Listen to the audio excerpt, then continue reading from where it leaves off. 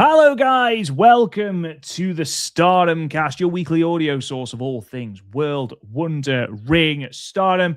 I'm your host, Rob Goodwin, and I am joined by the vivid honey mustard, the Mr. Smack Daddy of the Stardom cast. You better believe it's Mr. Matt Turner. Matt Turner, how are you, good sir? My brother, we are back. We are back, my friend, from a heck of a trip. And if you watch this on YouTube, Rob Goodwin has worn every single thing that he has bought while he was in Japan. Yep. All he needs to do is eat about 84 Kit Kats during this episode, which might be long enough where you probably can get every type of Kit Kat eaten by the time you're done with this one.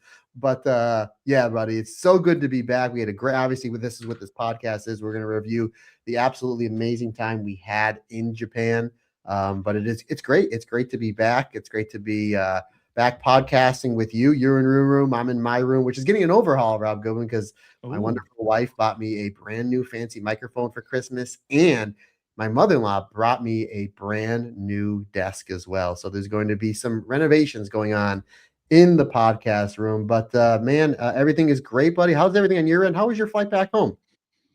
Yeah, flight was good. We'll talk a little bit about that on a little bit later on, because there's a story to go with the flight back, because nothing's ever easy ever, but there we are. How was your flight back? Obviously, you're nice, home, safe, everything like that. How has the jet? Matt was determined, ladies and gentlemen, to, I don't know whether to disprove the existence of jet lag or just to prove that he was better than jet lag, or just wanting to put jet lag in a cobra clutch. I don't know, but he was determined to go to work the day after he landed. Did you manage it? Not only that, Rob, I was in the gym 4 hours earlier than that. So yeah, jet lag just doesn't exist. I didn't have it. My longest flight I had before this Japan trip was a little over 5 hours, was to Vegas. So I never experienced jet lag. Obviously, you have flown, from England over the States a few times before, and I've heard of this enemy called jet lag. So I kind of figured I wasn't going to have it when I was in Japan, just because I was so excited to get there that maybe I would have crashed like after a day or two, but didn't have any jet lag. So I was like, maybe I'll get it on the way back. And again, I took off. I was due back to fly back Wednesday night, and I was going to go back to work on Thursday. And I even let my direct manager know, like, here's when I'm coming back. For some reason, there's a delay or I'm not up to it, I will text you, and then I will put in for Thursday off. Like, yeah, no problem. Have fun. Enjoy yourself. Merry Christmas. So because of the time zone difference, this is actually hilarious. Our flight left 7 o'clock Wednesday night, Japan time. By the time we got back with the flight, got back to New Jersey to get my car where our car was parked, and it's about an hour and a half drive. By the time we got home, it was on the East Coast, Wednesday at 8 o'clock. So only a 1 hour difference. Only a 1 hour difference. Now, it's about 14 and a half hours to get to Japan, but because of the jet stream on the way back, it's about 2 hours shorter. It was a little over 12 hours to get back. So we came home Wednesday night, and Lily was there watching the cats. We dropped all of the bags off. We did try to, or as soon as we walked into my front room, try to tell Lily, hey, while you're here, you got a lot of laundry to do, kiddo. So obviously she wasn't having that. So came home, took a shower at 8, and then by that time it was about 9 o'clock, and I realized AEW was on. So like, I may as well put Dynamite on. And about 20 minutes later, Amber walked in the room. She's like, just enough of the wrestling. Just shut that off. Enough of the wrestling. Yeah. She's like, are you planning on going to work tomorrow? I was like, yeah. She's like, you need to go to bed. You need to go to bed, because I did not sleep much on the flight on the way home, Ron, which I will get into a story there in just one moment, ladies and gentlemen. So I was like, you know what? Let me set my alarm for 4:15. I'm going to make an attempt to go to the gym. Let's just see how crazy I can get. Went to bed around 9 o'clock, and the next thing I know, I woke up. It was like 3:30. I tossed and turned for about 10, 15 minutes. I felt refreshed, and I'm like, we're going to go to the gym. So I got to the gym earlier than normal. So I got that done, came home, ate, showered, off to work I went. Off to work. Literally the point where it was about, because our start time is around 8:30, where my buddy Jeff texted me. We've been best friends for 40 years, ever since we were little kids. And we work for the same company. And he's like, hey, when do you come back to work? And I'm like, I'm back now. I'm literally walking to my first store. And an hour later, he calls me and he's like, did you even go to the, I bet you went to the gym. I was like, I did. And he's like, how? The jet lag nope, didn't have jet lag. People at the gym were telling me, like, wait 2 or 3 days, you'll have jet lag. Today's day 3, Rob. no jet lag at all whatsoever. I do normally crash on the couch between 8 or 9 o'clock at night because my body's like, okay, enough for the day. Did not have jet lag there. Have not had jet lag on the way home. I think this jet lag is very much like that Marigold show that we thought existed that didn't exist. And very much like the first week after Historic Crossover 3, buddy. It just doesn't exist. It just doesn't. I don't want to get too cocky, but I just haven't had it. So, but that was that, my friend. But I made mention I was going to talk about the funny story on the way back. Here it is, right here, folks. So, our seats that we had for our flight back. My wife is towards the window. I am in the middle, and we don't know who the person is on the end is going to be. So, if my wife wants to sleep, she can kind of just lean towards the window. I am in the middle, so I have nowhere room to really go. So you don't know who is going to be in seat number 3. Now, on our flight over, we had some kid, probably in his young 20s, was very nice, very quiet. He kind of just plugged his earphones in and didn't say anything, didn't bother anybody. Fine, no problem. So we get to our seats on our airplane, and there's a gentleman on that third seat. He's like, "Oh, I must be sitting with you guys." Introduced himself, helped us with our bags. Very nice guy. So we were chatting back and forth. He was saying he travels a lot for work, yada yada yada. Find out about 20 minutes in this chat that this gentleman really enjoyed himself at the airport lounge, if you know what I mean, Rob. He was throwing some adult beverages back, which good on him. Wow.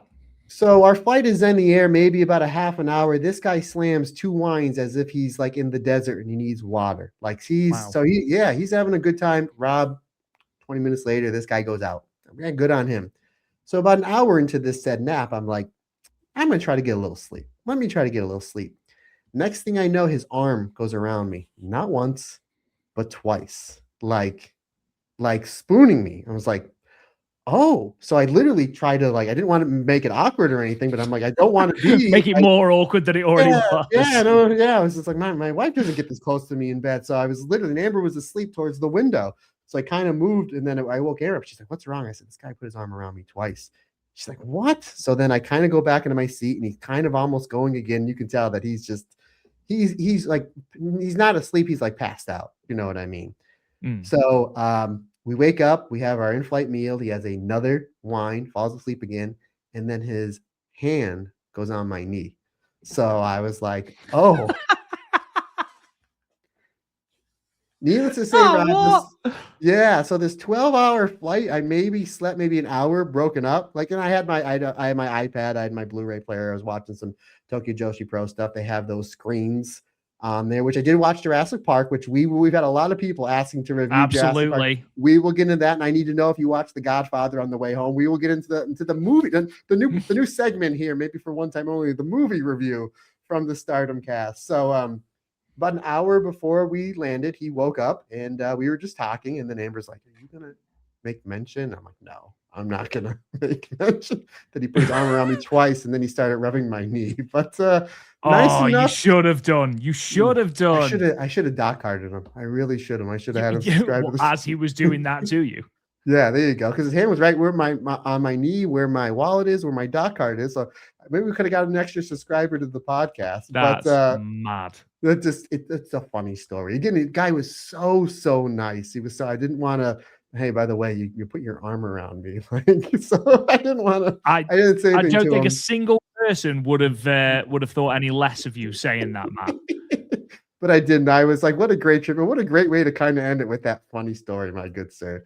But no, everything went really, really well. No issues getting home. Even that long flight, I didn't have any issues whatsoever. Like I said, I think the longest I've ever flown, 5.5 hours, which this was almost triple the time, and really didn't have any issues with the flight whatsoever. So I can't complain. But how about you, good sir? How was your trek back to the UK from the land of the rising sun? So on the way there, I went from Manchester to Germany, and then from Germany went basically through an absolute whole host of countries across Europe and Asia to get to Japan, which was great. Showed you a great picture I got of Mount Fuji on the way in. Incredible. I assumed that was the way we were going back. So just in front of me, the bloke's got obviously the interactive map on. And we sort of started off in Tokyo, and then we went up towards Hokkaido. And I was like, okay, this is a bit strange. a bit weird.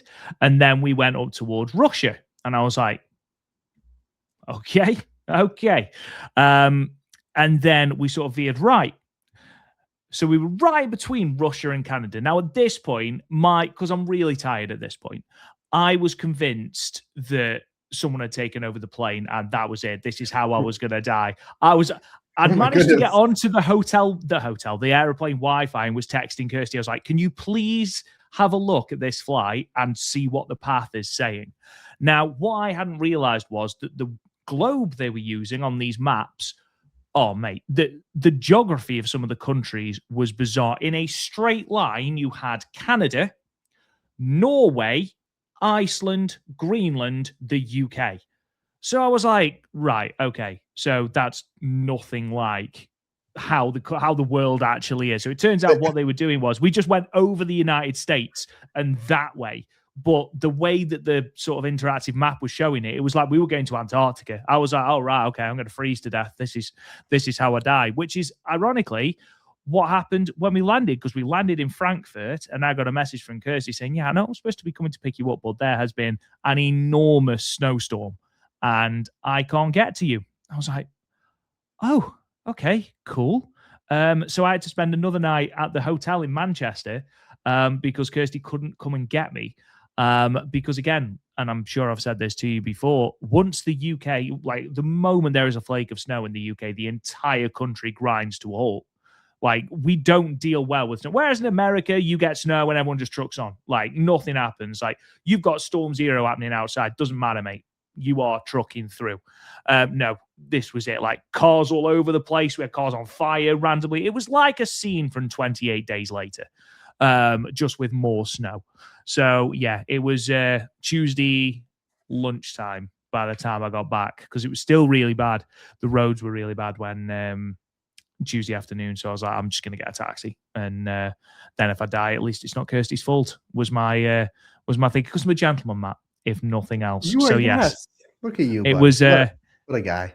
It was bizarre, very bizarre journey back. But yes, we did land eventually, which was lovely. And again, the flight was, despite the length of the flights, I had no issue. I had no one accosting me in my sleep, which is weird. Only me. Yeah, well, that's never accosting, Matt. You know that. Now, obviously, you asked about The Godfather. Unfortunately, it was the first thing I looked for on my in-flight entertainment. So I was like, brilliant. It's 12:30. Watch The Godfather. They'd taken it off. I know. So I still haven't seen The Godfather. I'd set it up. I was like, yes, I'm going to watch it on the flight back. They're not going to change the movie schedule or the movie guide in between the two flights. I'm only here for 10 days. No, they had. So no Godfather Part 2, which was slightly upsetting, but there we are. Yeah, in the Italian town that I grew up in, it was almost like if you went to school in the 90s or the 2000s and you didn't watch The Godfather 1 and 2, you weren't allowed to graduate high school.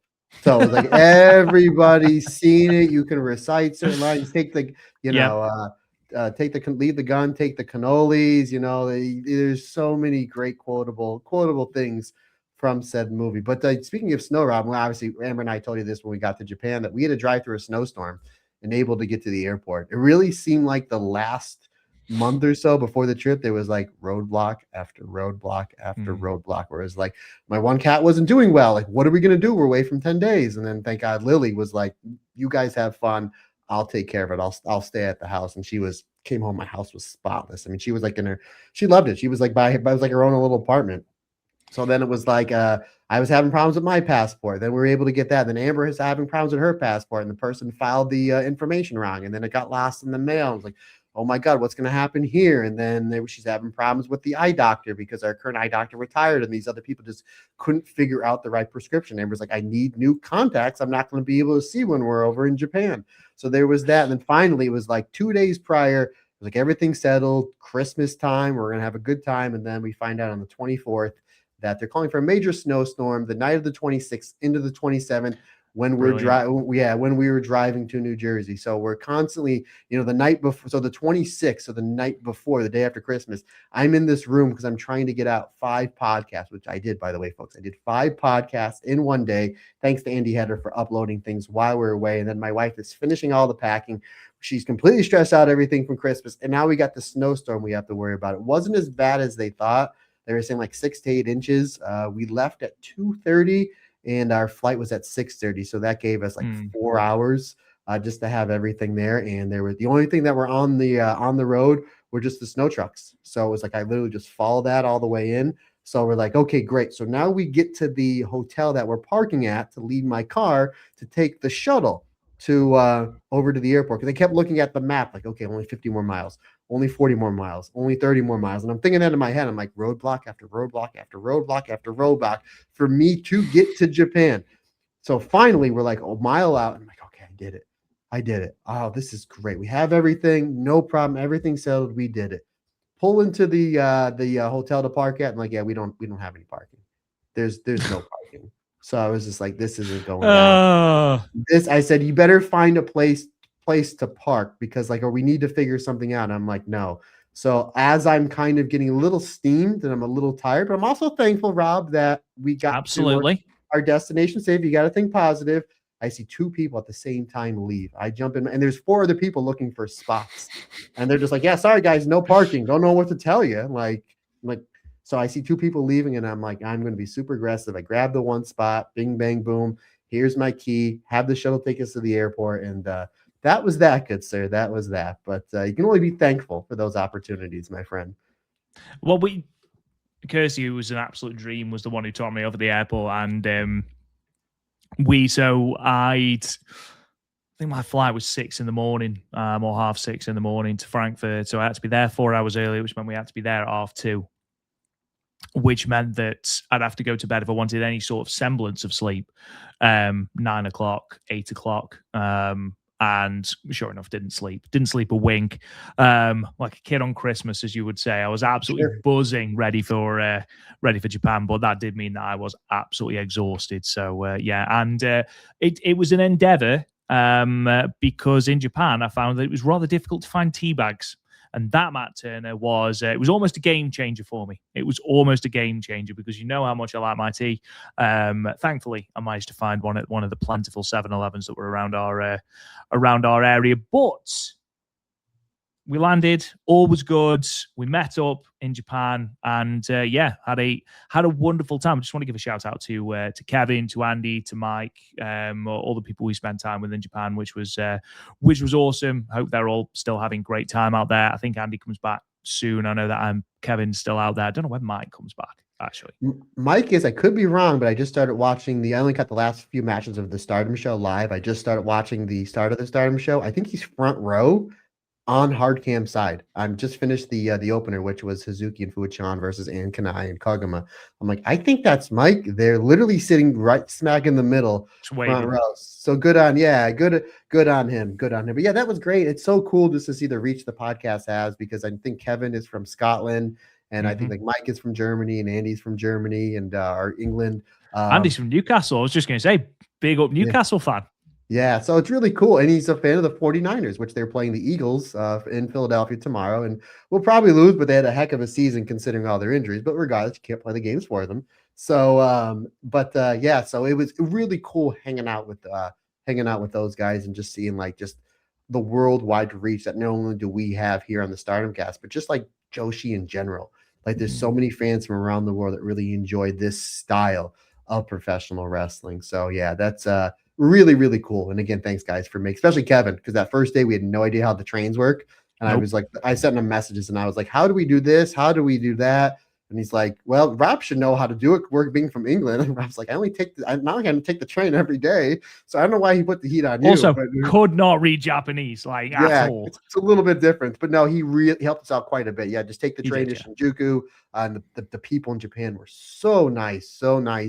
Spoke really good English. And then he said, once you get off, or not to Shinjuku, to Ryogoku. And then they said, once you get out, this is going to be the story we're going to tell for 50 years, forever and ever. Literally, we get off to Ryogoku. And then he's like, it's a 2-minute walk from there. So I put it on my phone. We get out of the subway. I said, okay, I think it's over here. This is where he said it was. Then you tap me on the shoulder like, hey, Matt, look up. The giant sign, Sumo Hall, with all the sumo wrestlers. And then my wife's like, yeah, I think that's it. I was like, yeah, thanks, guys. Appreciate it. It was just the fact that you got your head down, like going, yeah, it says it's only 200 meters up the road. And it was just that if you looked up, like, Ryogoku's quite a distinctive building. But yes, it was there. It was the first building we went to, which was really cool. Obviously, we spent our own body weight in merch money at the gate, which was cool. But the show itself, obviously, that was the first show we went to, was Stardom Dream Queendom. Sold out Ryogoku, which was really cool. Massive Fuwa-chan representation there. Loads and loads of fans there for Fuwa-chan. I do just want to give a shout out to the one gentleman who I know I met in Vegas, who we met in Vegas. I know he lives in Japan, and I know he saw me at Ryogoku, and we sort of said hello, and then I sort of walked off. That was nothing against you. I'm really sorry if it came across as rude. I know Matt's determined to tell everyone that jet lag doesn't exist. It does. I was jet lagged to hell on that flight, on that show, and I was really struggling at that point. And it was, I believe there was only the white belt and the red belt match left, and I was gassed. I was gassed after the tag match, and I was just, we got up, me and you, during the intermission, and I was like, I'm just gonna have to go and walk. And I literally just did laps of the floor of Sumo Hall to try and wake myself up because I was just that tired. So I apologize. I know that I should have stopped and spoken to you. I'm sorry. But I was that head down focused on just trying to stay awake for this incredible show that we'd flown halfway across the world for. And I was like, I cannot fall asleep. I cannot fall asleep. I cannot fall asleep. And I didn't, to be fair, Matt. So Somebody else did. Yes. Amber didn't just fall asleep. She was out cold at one point. She was comatose. Yeah, she woke up during the main event, which we will get into the love that my wife now has for Saya Kamatani. Boy, howdy. She spoke in glowing terms of one Saya Kamatani, her new favorite wrestler, by the way, replacing Tam Nakano, I believe, now as her new favorite wrestler.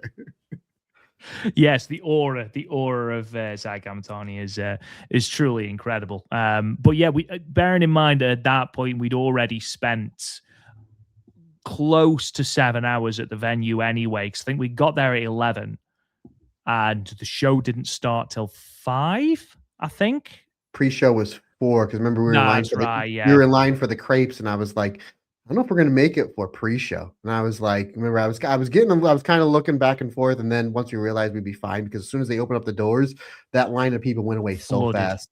Yeah, they were so fast to the point where I really annoyed my wife. I'm really good at that. Where I was just like, we were in that line for the crepes for like 40 minutes, and then we were like 2 people ahead. I'm like, we gotta go. We're gonna miss the show. We gotta go. We're gonna miss the show. Yeah, the whole show. We're gonna obviously, God bless her. She's been with me 15 years, so she's like, no, I'm not. No, I know what you're trying to do. So yeah, we got there early for the merch. As soon as the merch was done, we like, hey, let's do some podcasts or some YouTube stuff. I didn't realize that because of the distance on my microphone and my phone, which we recorded, that you've got to be a little bit closer. So it didn't pick it up. I wind up correcting that later. But then we did a post-show thing right in front of all the posters as people were flooding out of Sumo Hall, which I thought was really, really cool. Just kind of a quick synopsis of how great the show was and, what they've set up for the next few shows coming up here in 2026. So yeah, it was a really cool venue to be there. We met Ulf, Bozilla's dad, Ulf Herman, before the show. Took us out for coffee. Yeah, we had some nice conversations with him, talking about his time in ECW, which was great. Obviously, the one thing with Ulf is he holds back, Rob. He holds back. I just wish he'd say what was on his mind. Yeah, I just don't get Ulf. He's such a great guy. I know Rob actually texted me yet. He texted. We were trying to meet up with him later, either after the show or sometime while we're in a time in Japan. Just never happened. And I know Rob actually texted me yesterday. He's like, I just talked to Ulf. He just, he told me to tell you hello. And I was like, that was really, really nice of him. So hopefully on a next trip somewhere soon, we can really sit and talk with him, because just me being the diehard ECW fan and just loving around the world wrestling, I have so many questions about wrestling in Germany and ECW and this or that. But Ulf, he's such a great guy, so funny. We had a great time while we were sitting there, and he bought us coffees, Rob. Well, you a tea, because you're a teetotaler. It was my first tea as well. Yeah. I think that probably helped.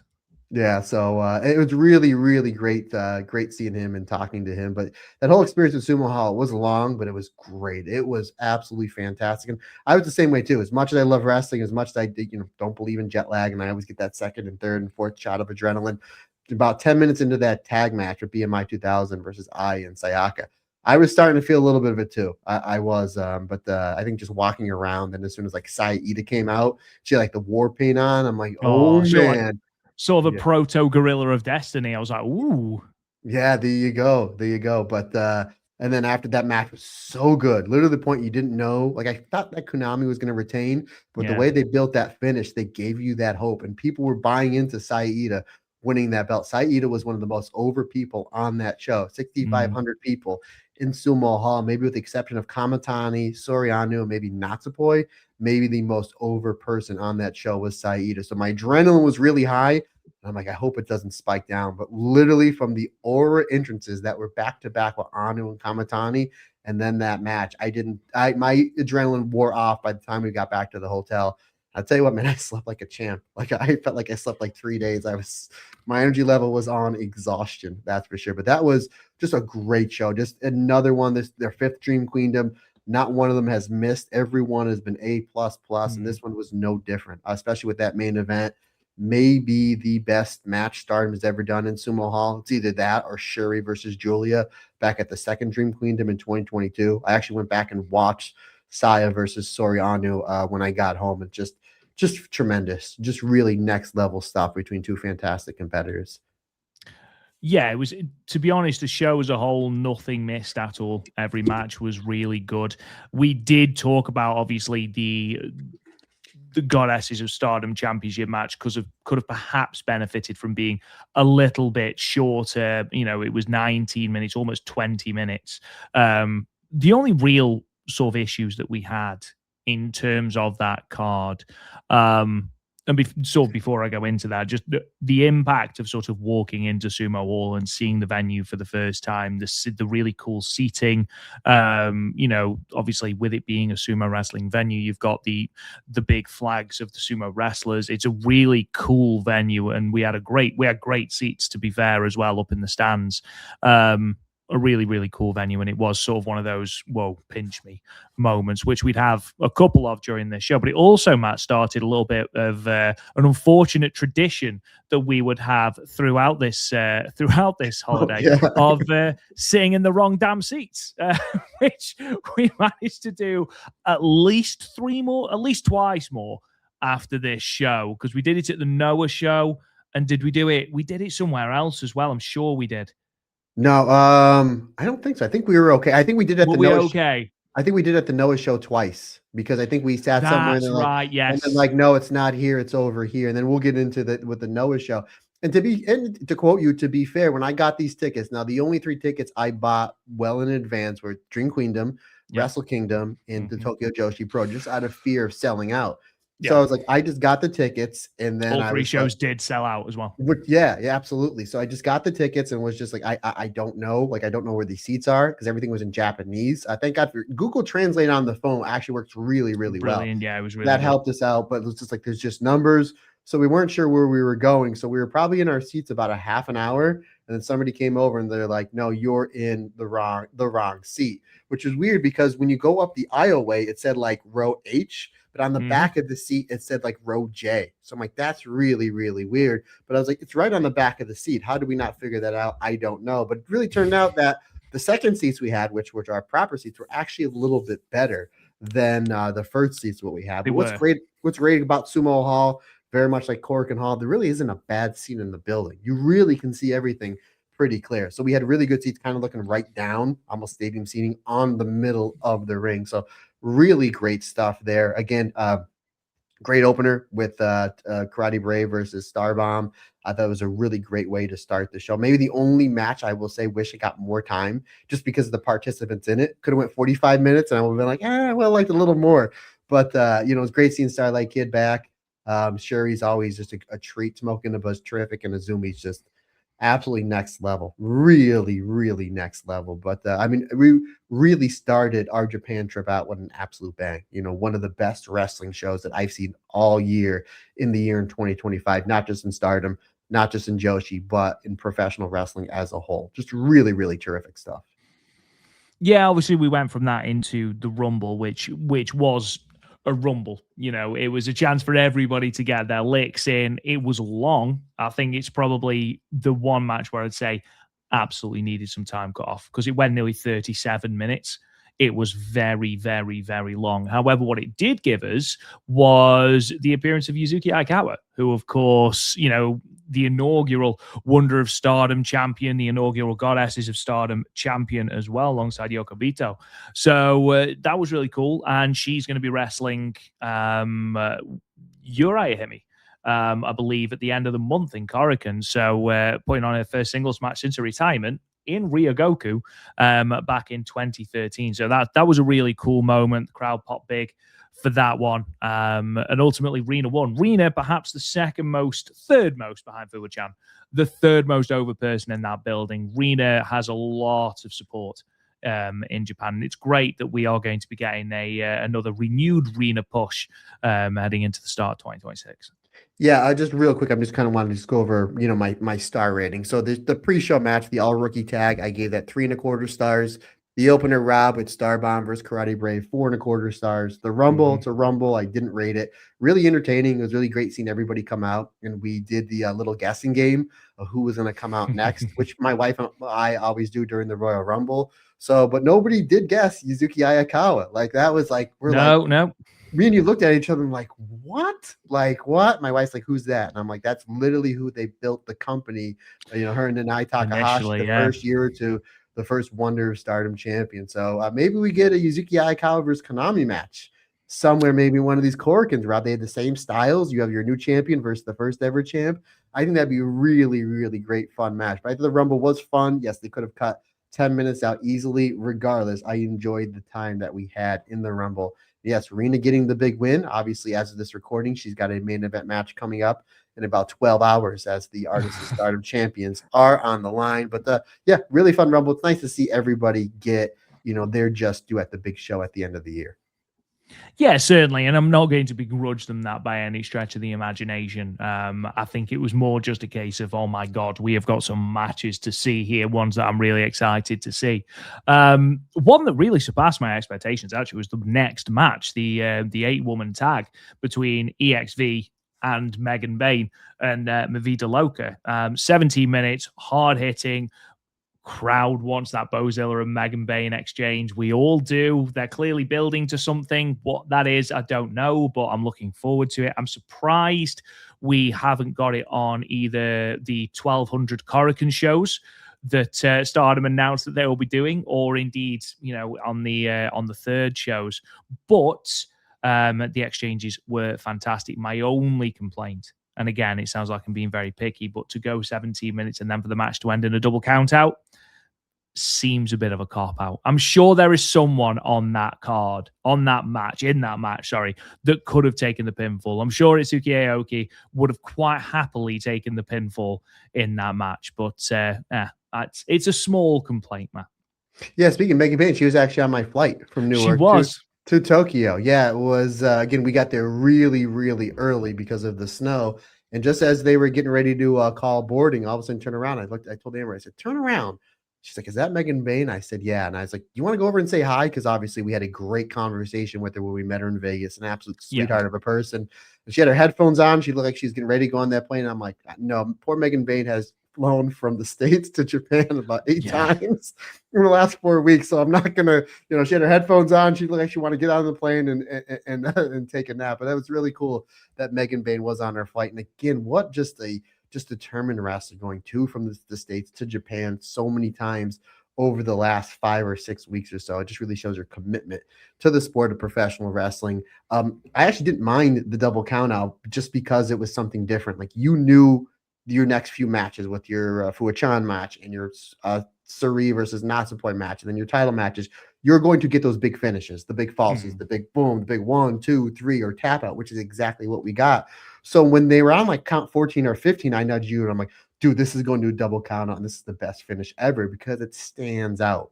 But I get it, to go 17 minutes on a card that was already long and then have a double count out. So I see your point. the same time they set, so this is a setup match. That's exactly what this was. This was a setup Sure. match. Set up Micah and Suzu Suzuki again, which they did tease again at one of I believe it was the night show in Shinjuku Face, where the bell rings and the two of them just start hitting each other in the face. So you know that you're gonna get Micah and Suzu Suzuki in some sort of special singles match, whether it's on one of these Korkins at the end of the month or maybe a special singles match on the next pay-per-view in Osaka. That's a possibility. They set up so much with Bozilla and Megan Bayne, as well as Hanako and Xena with Rina and Azuki Aoki. I wouldn't be shocked if we get a tag match somewhere down the line again, maybe at the Corkin, maybe at this Light Cube show coming up in a few weeks as well. But what this match was is it left you wanting more. It wasn't the main event of this show. Again, there were so many other marquee matchups that came up after this. It wasn't the main event, but it left you wanting more. Again, it sets up so much for 2026. So my guess is we're going to get something with Micah and Suzu to start off this year, and then we're going to build Micah back up to possibly being Kamatani's challenger coming up at Yokohama for All-Star Grand Queendom. But I love this. 4 stars for me. I thoroughly enjoyed the finish because it got to a point where it was so chaotic that it wasn't like, it was like the finish was secondary, where they just wanted to hurt people in this. But I'm excited to see what comes out of this. Again, because they set up so much. Again, Micah versus Suzu, cut aside, please. And obviously Bozil and Megan Bayne, whenever it fits into the AEW schedule with Stardom. Just real quick, you got to give credit to Tony Khan letting these wrestlers, Megan Bayne, compete in Stardom. Alex Windsor compete in Stardom. Yeah, compete in Stardom. Yuka Sakazaki in Tokyo Joshi Pro. And oh, by the way, Takeshita is going to be competing in Tokyo Joshi Pro, because why not? It's crazy where he's just signing it. It's like, yeah, of course. Especially Takeshita, who's a massive star. It's like, obviously they're starting to do stuff with Alex Windsor, and Megan Bayne is getting over on TV, where he's just like, yeah, you can take that 14-hour flight from the States over to Japan. Sure. So it's like, got to give credit to AEW and Tony Khan for making Japanese wrestling better by having these stars go back over there to compete. So again, we know we're going to get Bozilla and Megan Bayne somewhere down the line. I guess it all depends on when the schedules fit. But considering the fact that Stardom has between Corrigan, the Light Cube, and then the pay-per-view coming up in about 4 weeks' time, they have a lot of big shows. So hopefully somewhere there is where we get that big Megan Bayne versus Bozilla rematch from last year, my friend. Again, and the 8,000 Corrigan Hall shows as well. Yeah, exactly. You can put one of them there. I would maybe do it at that Corkin, because that's where they teased it when Megan Bayne came back, when they did that 8-person. But again, I love this. I thought this was great. 4 stars for me, good sir. Yeah, really, really, really good show. Stardom did announce, by the way, during this, we had another airing of the vignette of the mystery roster member, who we now know is Maki Ito from today, and what a signing that is. Great exposure for Maki, and she brings something very, very unique to Stardom as well. I know there was history between her and Tam Nakano. It's a shame that Tam isn't there anymore to revisit that, but there we are. Don't you dare start with me, Turner. We're not starting 2026 with this. Absolutely. The most important championship of all time. Who is truly the cutest in the world, buddy? That's true. Stardom did also announce that they would be returning to the US for WrestleMania week. They will be returning for Vegas. They didn't say whether they will be doing 1 show or 2 shows. I imagine it will probably just be the 1 show this time, but it'll be interesting to see what roster members they bring over. I imagine Maki Ito will certainly come over, because I believe she will still have a visa from last year. In fact, all of the wrestlers who came over last time will all still have legitimate visas, I believe, because are they 18-month visas, or are they 12-month visas? I think they're 12 months. I think they're 12 months, but again, they might have to renew them. Again, very much like last year, it's a week and change before Dream Queendom, so it's about a week. So it's like, are they going to come over? Very much like Tokyo Joshi Pro, they're doing those 3 or 4 shows in Texas, and it is a week before their big show, maybe their biggest show of all time, Grand Princess in Ryogoku Kakakiken, which I told you before we hit the record button. They had pre-sold a lot of tickets. So good on them. It's just great seeing any professional wrestling company grow. It just makes my heart grow, Rob Goodwin. But yeah, it's gonna be interesting to see. Is it 1 show? Is it 2 shows? We do know that on the collective there is no Joshi wrestling on the collective. No, none whatsoever. So that's very interesting to me. There's some interesting things there. But I was like, okay, they're changing things up. So we'll see how that goes. But yeah, we'll see. Again, obviously, Stardom is not on that the roster for the collective. We know that Marvelous, I believe, they announced something that they're going to be. They will be partnering with West Coast Pro like they did last year. They have a working relationship with West Coast Pro anyway. So that's right, because Takumi Roja has wrestled in West Coast Pro a few times before. So hey, good on them. Working relationships, I'm a massive fan of, my friend. It's really, again, in working relationships, we're seeing Saida versus Chiro Hashimoto this weekend as well. That's true. We are. So yeah, again, interesting to see what happens there. I don't know if I think Spark Joshi is running a show there as well. So it's a possibility you'll see Hazuki. You're going to see Hazuki on you. And if you see Hazuki, it's almost guaranteed that Koguma is going to be there. Yeah. Then you wonder if you bring Fuwa-chan over to help her exposure over in the States. Would make sense. Possibly. Yeah. Would make sense. Would make sense. But Maki Ito, I think, is a shoe-in just because she's so over in the States. Yeah, she's done a lot of work in the States recently as well. So I do wonder if she will have some sort of visa that allows her to come over, because I know she's done some GCW shots, fairly recently anyway. Speaking of Hazuki and Fuwa-chan, obviously they were next. And Fuwa-chan's first ever singles match. And it was brilliant. It was so good. It was perfectly paced. It was really well contested. Hazuki gave her loads. Her offense looked good.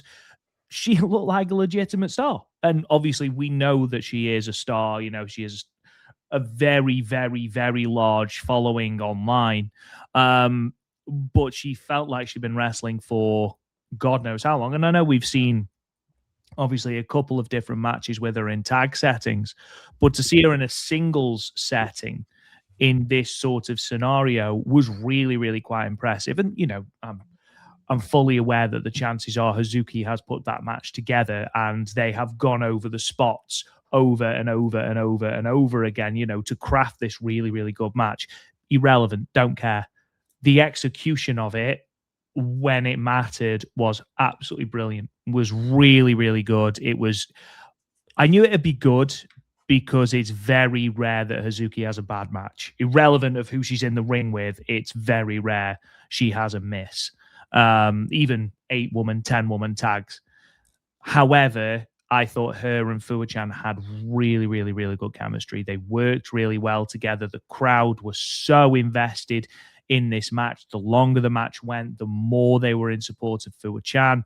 And overall, one of not my most surprising matches of the week, but certainly one of my favorites. I thought it was really well crafted, really well executed, and well done to both women. Really, really impressive. And obviously, we know as well that Fuwa-chan is going to be doing more and more and more dates with Stardom. That was announced when it was announced she was coming back.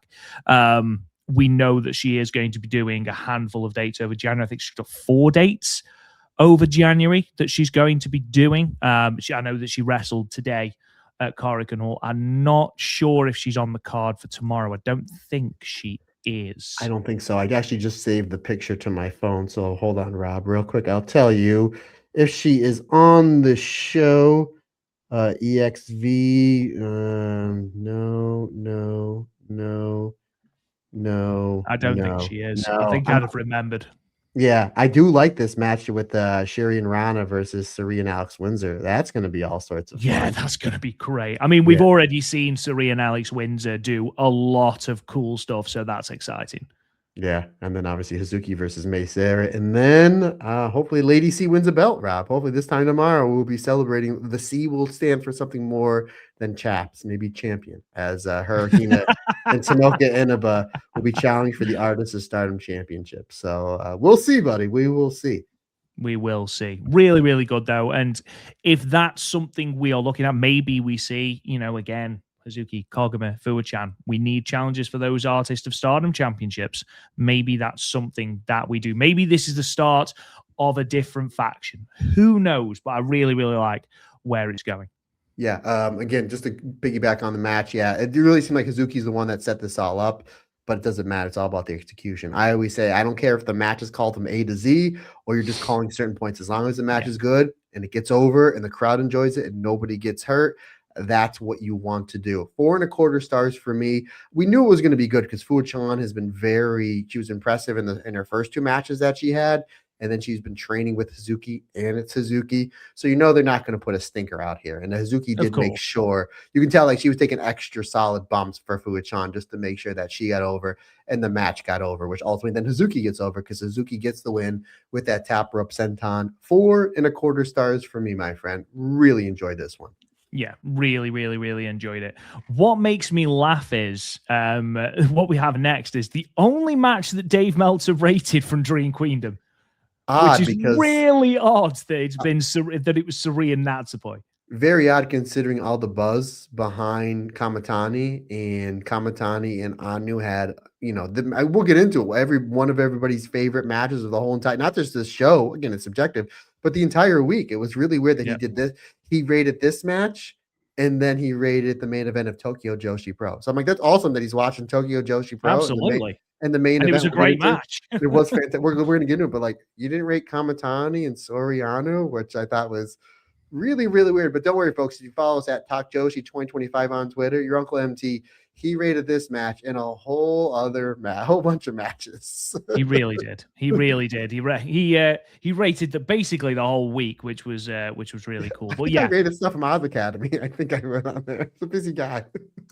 What made me laugh about this match was there was no feeling out process at all. And obviously we know Suri is a very, very aggressive wrestler, and that's how she wrestles. Natsupoi went all in straight away, went all in, hit the backlash, and then unfortunately ate the first real bump of the day that made me go, Jesus Christ. We were a minute into the match and Suri beels Natsupoi off the top rope right onto the edge of the apron, small of the back first, and she hits the apron, and the entire of Sumo Hall goes, ooh. And we were less than a minute into them, and then of course the match just continued in that vein. And we know that Natsupoi and Suri are extremely close in real life. And Matt, you've spoken about this multiple times. You hit your friends harder, which is why I refuse to be your friend. Oh. That's okay. I made a new one on the plane home. That's true. You had a really special friend, that one. Can't believe it. Imagine waking up and finding that you've assaulted someone in your sleep. Bloody hell.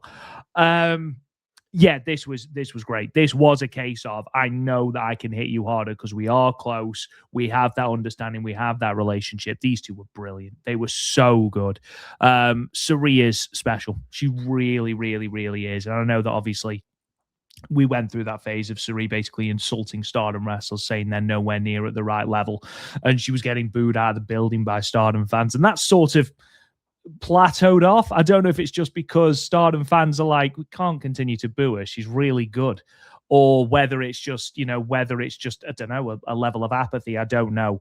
However, having seen her live, having watched 3 really, really, really good Suri matches over this Wrestle Kingdom week, dude, she's a special talent. She really, really is. And this match with Natsupoi, who is also another really special talent, really, really good. Really, really, really good. And a sweetheart of a person. We're so lucky to meet her. Absolutely, yeah. Really, really sweetheart of a person. Yeah, you mentioned that spot where Natsupoi gets slammed off the top rope onto the hardest part of the ring apron. And then Suri sets her up for a top rope double stomp. And again, we're like a minute in, and then Natsupoi gets up. She stands on the table, and Suri's still on the top rope, and they have that stare off. And they hold it just for the perfect time, and then they put it on the screen, and everybody, 6,500 people go, oh, and that's where like I looked at you, I'm like, we're going to another level, and this thing just went and went and went. This was great. Andy Edheader actually said this was his favorite match in the entire Wrestle Kingdom weekend. Wow. He gave it 5 stars. I'm on the same board as Big Dave. Big Dave gave it 4 3/4. I was the same way, 4 3/4. But even at 4 3/4, Rob, this was my 3rd favorite match of the show. That's how great this show was. It was fantastic. It really, really was. I think it would have been match of the show had we not got that main event, because that main event was sensational. At this point, this is where I really started to flag. on the show, just as we got into the Goddesses of Stardom Championship match, which is awful. I've had to go back and rewatch it because I'll be perfectly honest, Matt, I couldn't remember a single thing about this show. About this match outside Aya Sakura's new gear. And the fact that there was no tie-dye shirts from BMI 2000 on sale, which was just devastating for me. Almost basically ruined my week. Missed opportunity. Absolutely. I'd have bought at least 7 in different colors. Considering how much merch they literally had wall-to-wall merch. So, and just to kind of give everybody a reference, how they did their merch is you go outside, they hand you a pen and paper, and you basically fill out what you want. And they had these giant posters what everything was. So you can kind of fill it out there. Or what we did is we used the Google Translate thing on our phone, and we were able to configure what you had there. And then you walk up to one of 7 tables that they had, give your paper to these fantastic people working for Stardom. They bring your merch out. They were so nice too. They'd be like, hey, is this the correct thing? Is this the correct size? Yeah. And then you say yes, they tell you how much it is. And that was it. It was so efficient. But considering how much merch they had, Rob, no BMI 2000 tie-dye shirts. I really think that they left money on the table. Pun definitely intended. Yeah, it was bizarre. It really, really was. But that aside, I thought that all the merch looked really cool. I was surprised we didn't have any Natsupoi merch, considering she was in a highlighted match. No Hazuki merch. You did have obviously the shirts for every single wrestler, but outside of that, we had special, obviously Saya Kamatani stuff, special Starlight Kid stuff because that's a return. You had special Soriano stuff. Special Konami stuff, but yeah, it was a bit of a surprise. But that being said, obviously from the amount of merch that they moved throughout the show, it's who are we to tell them what to do? That being said, I thought this match, and again, this is no disrespect to anyone on this card outside of the rookie tag, this was probably the weakest match on the card, and I think there was a couple of things that sort of contributed to that. One, the crowd was exhausted by this point, and I think they probably missed a trick not doing the intermission after Suri and Natsupoi. I think they probably should have done that and then had the 3 matches after the intermission, simply because the crowd have been so invested in this Poi and Suri match. You know, it had gone 18 minutes. It was a fantastic match. We'd lived and died and breathed with every fall. And then we'd got a tag match, and they'd started quite slowly, this tag match, because we were doing the babyface versus the heel dynamic. I think it went too long as well. I think it went a good 3, maybe 4 minutes too long for the story they were telling. That being said, all 4 wrestlers were brilliant in the match. I think they've got obviously big plans for Sayaka Kurora, but for me, the big star in this match was Aya Sakura. They really, really highlighted her in this match, not just because she took the pinball, not just because she had the new gear, but it seemed that everything that was good coming through this match was coming through Aya. And that's a really good thing to come out of this match. I did prefer their tag league final match a little bit more. And I don't know if that was just because it went shorter or because the crowd were really into it or what. I just think the crowd were really flat during this match. And I don't know if anyone who was there has a different opinion. They might well do, but at least from where I was sitting, it felt like it was a little bit of exhaustion almost from the show. Because this show went long. This was a long show.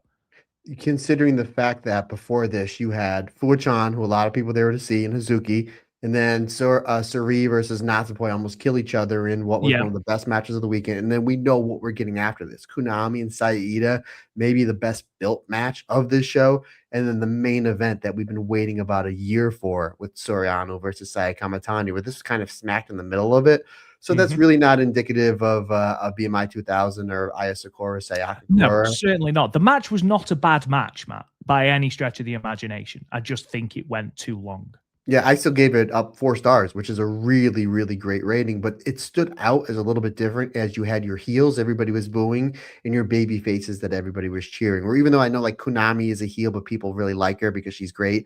Saya Kamatani is supposed to be a heel, but she's just massively over, where everybody's just like, we're going to boo the heels and cheer the baby faces. It was a very 1970s, 1980s American style territory match, which is still really good, but I agree, maybe 3 or 4 minutes too long. But still, I thoroughly enjoyed it. BMI 2000 picking up another win. And again, I talked to Rob beforehand before we hit the record button. Their championship match, they have an O2 line this morning, was chef's kiss. Really great stuff.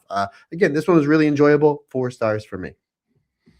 We then moved on to the semi-main, which was Konami and Sayarita, and this, along with the Fuwa-chan and Hazuki match, really, really surpassed my expectations. Konami is doing the best work she's done, and this match really did epitomize that. I think she found a brilliant dance partner in Sayarita, and Sayarita, considering this is her first opportunity at the white belt, she felt like she belonged in that upper echelon of Stardom, and that's so great to see for someone who has been such an avid fan of Sayarita for so long. And obviously, you know, the first host of the Stardom cast, Chris, actually messaged me a couple of days before I went out to Japan and said, "Oh my God, Sayarita has a title match." I was like, I know, it's been so long.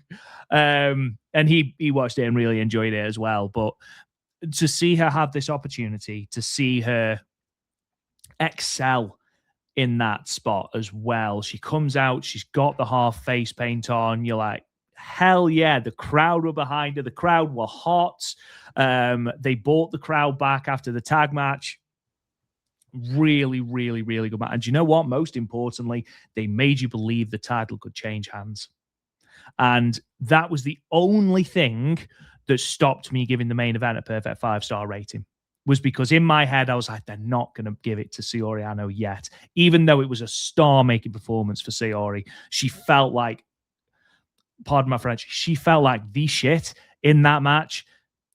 I thought they could on Sayarita and Konami, and there was a couple of real moments where I was like, oh my God, they're going to do it. The Iidabashi spot, incredible, so well timed. And again, I think Konami was doing really, really good work. No hate shenanigans either during either title match.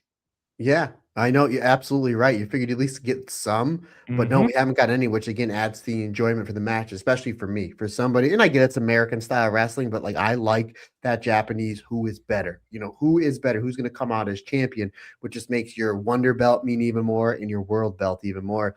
But considering the fact that again the crowd was a little bit tired after that tag match. And again, just because of the spot on the card, the fact they got the crowd back just on Saeed's entrance. Like Saeed is taking a robot and everybody's like, Ida, Saeed. That was very much a 98 to 2% crowd. You know, everybody was for Ida. And anytime Ida would hit something big, they bought it. Anytime that Konami would hit something big and then Saeed would kick out. And I'm glad they did so many falsies because every time Ida kicked out and fired up, the crowd got hotter and hotter and hotter. And then eventually Konami locks in the Indian Deathlock Triangle Lancer, which I believe she calls the Final Lancer. Same move she used to force Starlight Kid to pass out when she first won the Wonder Belt. This was great. I actually like this better than Suri and Natsupoi, not by much, but like right there. I think just because the crowd was so molten hot for Saeeda getting over majorly, even in a loss in the semi-main event of over 6,000 people in Sumo Hall. 4 3/4 stars for me. I thought this match was absolutely tremendous. And I did have high expectations for it just because of how great Ida has been this year in that great #1 contenders match. You have Amisori in Korakuen Hall and Konami doing the best work of her career. It literally was like just the perfect passing, these two going at each other in this match. Really, really great stuff. Again, 4 3/4 stars for me. Yeah, and I think it's been obviously with Hanan being out for quite a large portion of the end of 2025, Sayarita was sort of left to lead Stars, and Stars at points was just her and Momokogo, because obviously Uriah Himi was out for a couple of months. B has been going back and forth between Japan and the US. So it has just been Sayarita and Momokogo, and Sayarita has managed to do a lot of good work despite Hanan being out. This singles performance for me shows that she is more than capable of being put in that position. And it just adds to the amount of stars on this roster that are going to give you a phenomenal match when they are given the tap on the shoulder. And that's really, really exciting. We talked, Matt, obviously, and I will continue to talk about who takes the belt off Saya Kamatani, who has the aura, who has the star power. And obviously we were at Wrestle Kingdom where Saya Kamatani got one of the biggest pops of the night outside, obviously, you know, the Hiroshi Tanahashi. Taking Hiroshi Tanahashi out of this. He got over. He got over a little bit on that. I think show. I think he's got a future in this business, brother. But when Saya Kamatani and Shiori was announced, that got the biggest pop apart from the main event. And it's a case of, right, well, who is going to take the belt? Who is going to be on that level? And Saori Anou, I knew she was good. I knew she was great even. I could feel the aura. Her entrance is the only one that really does match Saya's in terms of aura. Good God, she's good. Good God, she's so good.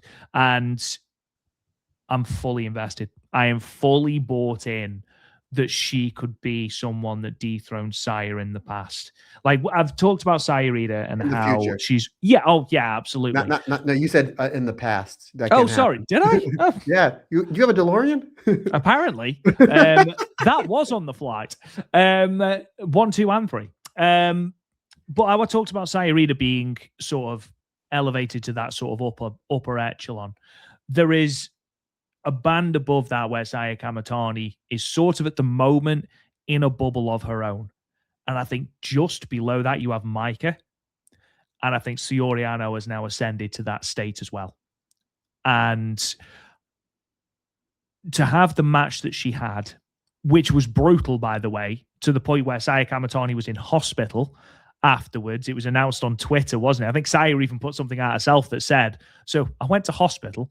That's how hard-hitting this match was. Saori Anou feels like an absolute star. And she feels imperious. She feels like this cold queen at the top of the castle that could quite literally rule over Stardom. And do I think she will take the belt off Kamatani? No, because I think they are going to give that to Micah. There's just more history there. However, I'm far more inclined to believe or to invest in Saori Anou as someone who is a future red belt champion. I thought that she was good.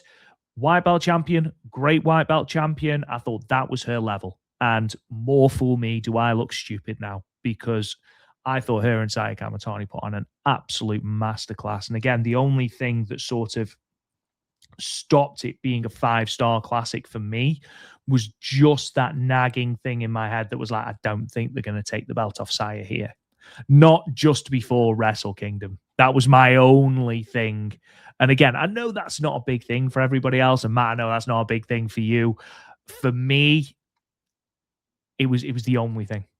Otherwise, what a match. What a fantastic match. I will say that to debunk Rob's theory there that when Kamatani hit the Tom's Tundra as well as the special Potter ring, everybody in that building bit for the finish. Like, especially because the Korakuen a week before where they did the same thing where Kamatani was going for the 360 Star Crusher and Saori Anou got out, she tripped her up, and then she did the special Potter ring and got the 3 count. I was like, that is going to be a big falsie. Are people going to bite on it? And everybody did. When she got the special Potter ring, it was in the middle of the ring and Kamatani's kicking her legs. Everybody was like, 1, 2. People thought that was the finish. So it's like, considering the fact that, like, we're not taking, and there's nothing against Saori Anou. It's like, they're not taking the belt off Kamatani because she's the biggest draw in the history of this company. Again, look what she did here. 6,500 people. She did, 7,500 people with Tam back at All-Star Grand Queendom, over 4,000 people at this show last year, constant selling out Korakuen Hall, breaking her own record over and over and over again. You're not going to take that belt off Kamatani, the MVP. First time in Tokyo sports history, a female has won the MVP. So it's nothing to do against Saori Anou. So I'm like, they're not taking the belt off Kamatani, at least not yet. But people bit on those last 2 falsies, which just goes to show you how great these two are at blurring the lines. I thought this was great. Maybe the best Dream Queendom match Stardom's ever had. It's either this or Shuri versus Julia back in 2022. This was as far as bell to bell goes, this was my favorite match of the entire Wrestle Kingdom weekend. Tanahashi Okada was amazing. Don't get me wrong, but as far as the total package goes, that whole thing was definitely tops for me. Reminding me a lot of Hogan versus Rock at WrestleMania 18, which I was lucky enough to be there for. But as far as pure wrestling goes, and we saw a lot of great wrestling, this was my favorite match of the entire Wrestle Kingdom weekend or week, really. This was great. 5 stars for me. Excellent stuff. Just great stuff back and forth. I know some people are saying this may have been the match of the year in all of Stardom, which is saying something when you have Momo and Azumi and Kamatani, those great matches with Saya and Tam. There were a lot of people championing as this may be the best match in all of Joshi or all the Japanese wrestling in 2025. I thought this was a great match to end the show, considering the fact how kind of, again, everybody was kind of tired because it was a long show. The show was about 5 hours long if you're taking the pre-show in consideration, and considering everybody was there early for the merch. So it was a long day for everybody, but everybody was up for those last 2 matches, especially this one. Again, my wonderful wife, God bless her, who obviously does not love Stardom nowhere near as much as me and you do, Rob, but to be fair, not many people do. But she was up for this one. She thoroughly enjoyed this one. It was actually her second favorite match of the entire week, which I'll tell you what her favorite match was. You'll be like, oh, that was good, but probably not in anybody's top 4 or 5, but we'll get into that later. Absolutely love this match. Again, 5 stars for me. Saya Kamatani, the clear wrestler of the year, and I totally agree. Sori Ano can be red belt champion. The only problem is the person holding the red belt champion is the highest drawing wrestler in the history of Stardom and the highest drawing Joshi probably since the 90s, since like the Toyota Aja Kong days, which is saying something. She's really taking Joshi Pro Wrestling on her back and taking it to the next level, which it's just going to help every other company that is doing Joshi Pure Wrestle. So again, excellent stuff. Anu's great. We talked about obviously Kamatani's that number 1 heel, that baby face, right? If to me, it's like Micah, Starlight Kid, they're right there. And just below is Natsupoi in Soriano. So I think she's in that bubble as one of the top baby faces and draws and wrestlers in this absolutely loaded company. So I'm thoroughly great match, the great post match. And then afterwards, Rob Goodwin, we got our next challenger, which it was like Saya Kamatani has literally went from having, one of the greatest years in the history of Joshi wrestling, and then puts her stamp on the approval, winning the MVP, having this 5-star match with Soriano. We know that we're going to the Tokyo Dome in just a few days. And then after that, we get our next challenger, Starlight Kid, arguably the second best wrestler in this company in 2025. Obviously, number 1's Kamatani. But yes, this matchup that they've been building for about a year, Rob, when they both won their respective championships at this show last year. They've been building toward it for a year, and now we're going to be getting it in Osaka. And the one cool thing about it, Rob, we're getting a rested Saya Kamatani. Again, we'll probably get into that after the Tokyo Dome press conference. Yeah, it was confirmed that obviously Starlight Kid will be challenging for that red belt. Supreme fight in Osaka, Edion Arena, Osaka on the 7th of February. Well, arguably, as you mentioned, the 2 biggest stars in Stardom, with the possible exception of Micah. It's going to be a huge match. Yeah. We were supposed to get this, if you remember, back in Okinawa. But Starlight Kid ended up injured, and we ended up getting Saya Kamatani versus Sayaka Kurora instead before Sayaka Kurora won or just after Sayaka Kurora won the Cinderella. I can't remember off the top of my head, but either way, we ended up with Sayaka Kurora versus Kamatani. And the last time these two had a singles match was actually in the 2024 5-Star Grand Prix, just after Saya Kamatani had turned and just after Starlight Kid had turned face. So it's going to be a really interesting dynamic. Really, really, really cool dynamic. And as you mentioned, obviously we will have a fully rested Saya Kamatani as well, which is ever so slightly terrifying. But we'll talk about that a little bit more after Wrestle Kingdom. Obviously, that was the end of our show on the 29th. I will just say, coming out of these venues where these places were packed, so much easier getting out of these places than it is in the UK. Like States as well, yeah. Nearly 7,000 people in Ryogoku. We literally walked out, got on a train, and we were home in, half an hour? And that's only because the train was, 20 minutes. Budokan, when we went for Noah, we were straight out, walked to the train, sorted. Tokyo Dome, there was 50,000 people inside the Tokyo Dome. Marched out, got on a train, boosh, sorted. It was the organization and everything was pretty spectacular, was pretty spot on in every venue that we went to. In fact, the only issue that we really had in terms of sort of struggling to get out of a building was Korakuen Hall.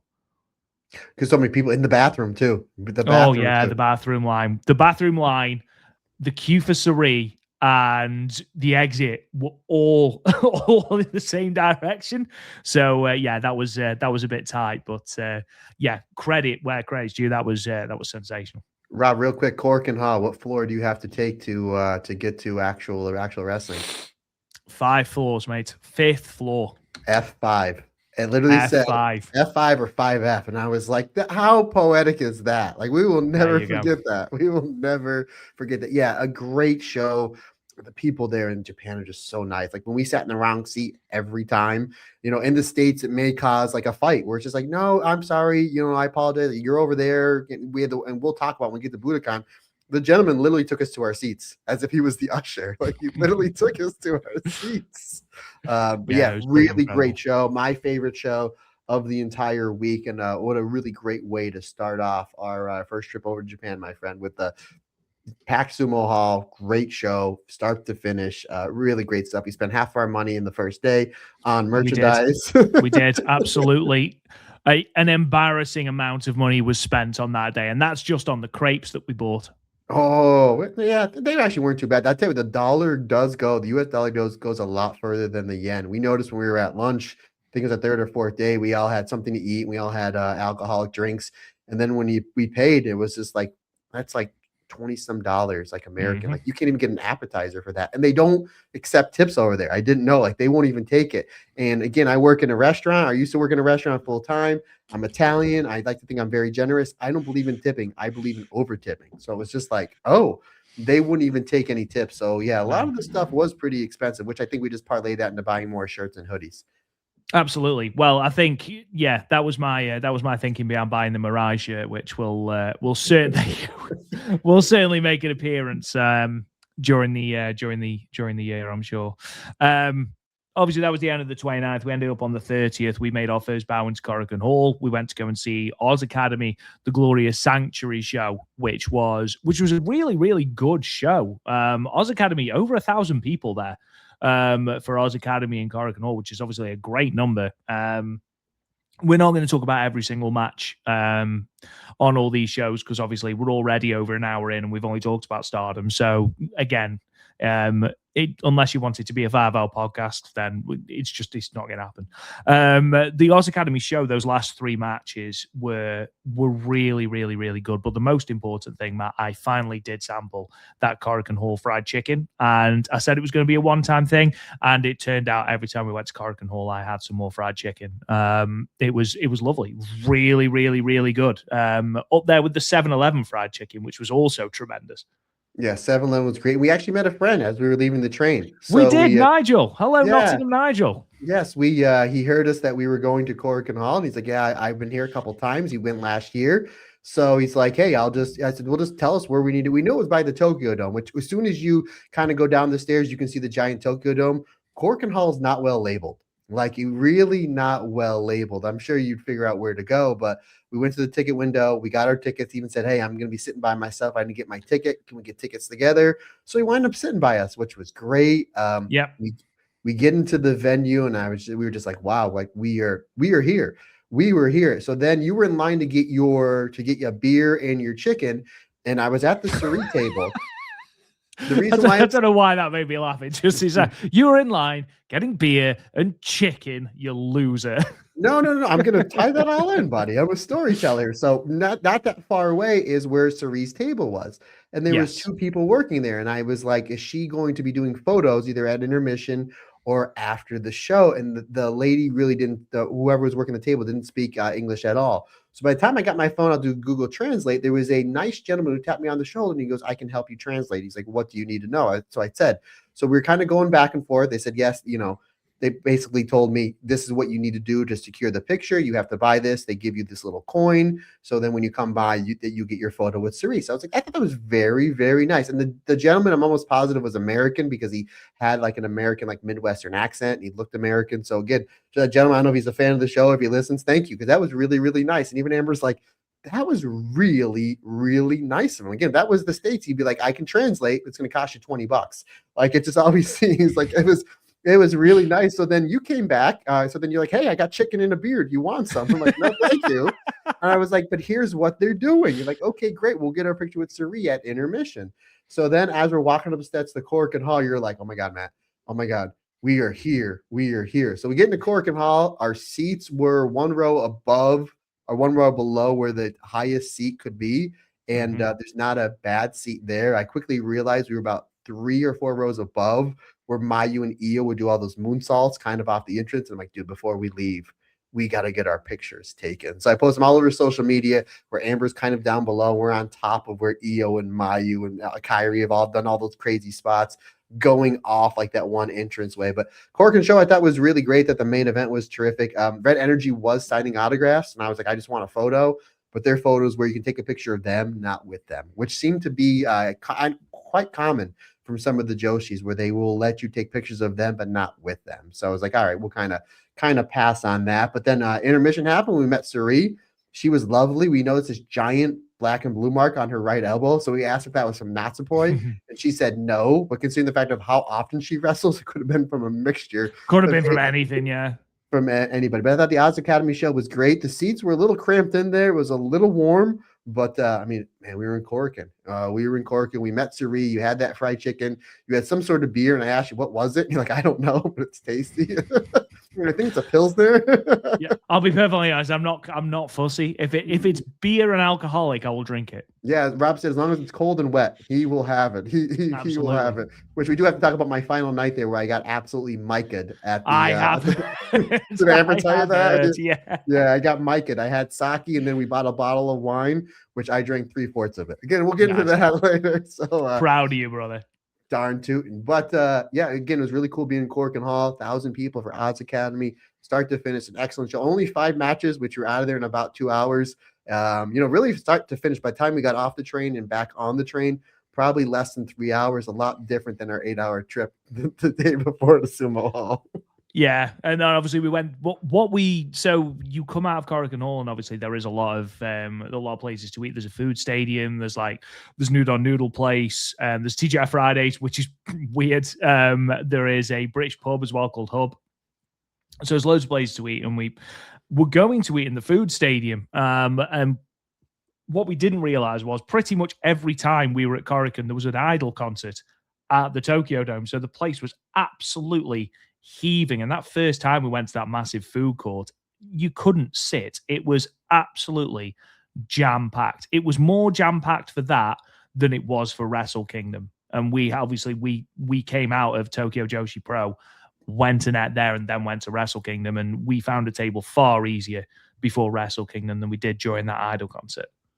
Yeah, I don't know who was there. I just said it was Meltier. I'm going to stick to my guns. It was Meltier. You go for it, man. You go for it. Appreciate that. First time Rob's not denying me. He started 2026 in a very, very good mood, folks. That's what it is. That's what it is, mate. That's all it is.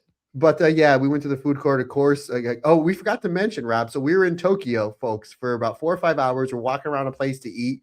We have a gentleman from England, 2 Italians from northeastern Pennsylvania. And what do we find to eat? Our first meal in Tokyo, Detroit style pizza. Detroit style pizza. Yes, we did. And milkshakes. And I'm kind of the connoisseur of pizza, just because I probably made nowhere to lie about 15,000 of them working at the pizza place over the decades. I'll tell you what, the pizza was fantastic. Really, really great stuff. Yeah, it was just too much. There was so much of it, which was obviously really good. And then obviously Oreo milkshake as well. I don't think Kirsty could quite believe that I'd gone halfway around the world and just ended up with pizza. But there we are. Well, you had that, and then obviously we went to the food court on the 30th, and you had a burger. I was like, I need to have something Japanese. I can't be just eating burgers and pizza. But that's nothing.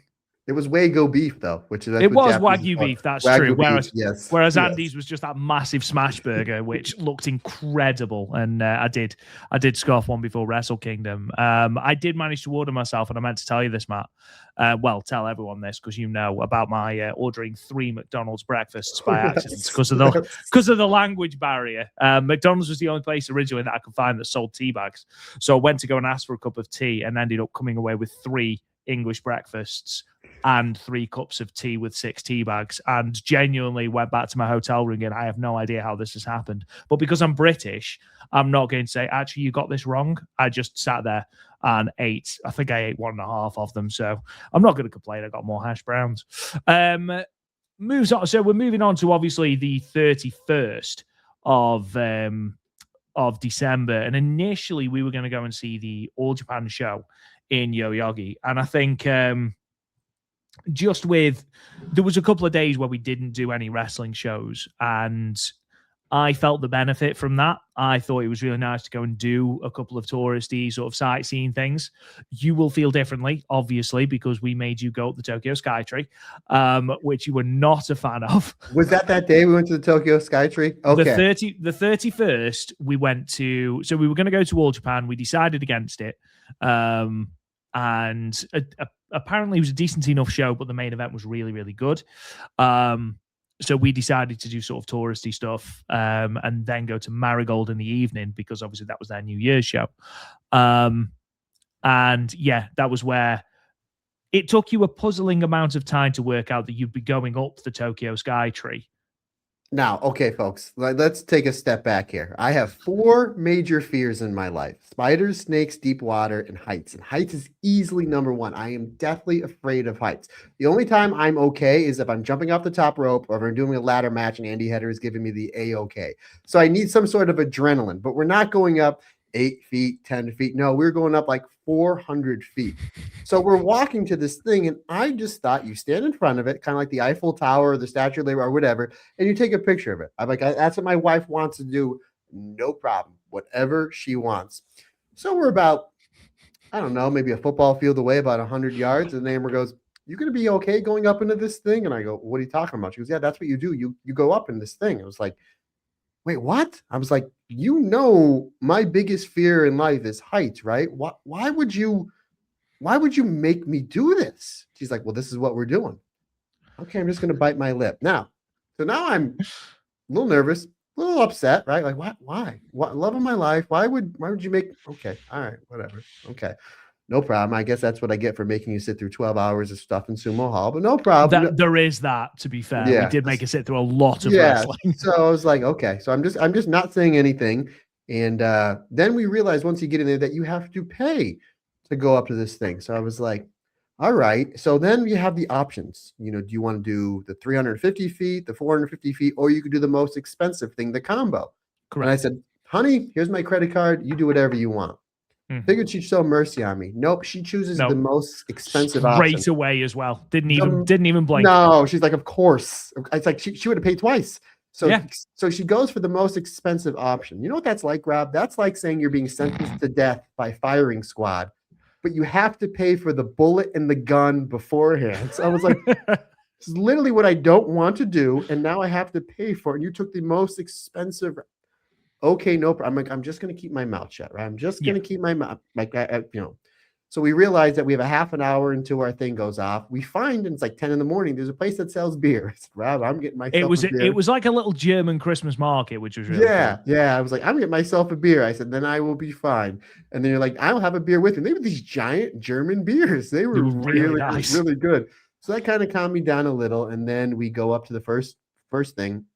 And I thought it would be, for anybody that's ever been to Hershey Park before, I thought it'd be like the kissing tower in Hershey Park, where you sit down and you literally can see straight out. Like, there's not much there between you and your sudden doom. Where it was just like, you go up the elevator and then you walk out and there's this giant platform. So you don't need to go straight forward towards the window. I'm like, oh, this really isn't bad. I think I'll be okay. So I was kind of walking around. Then I see there's a snack bar. And I see on the snack bar, there's something that looks like a kamikaze.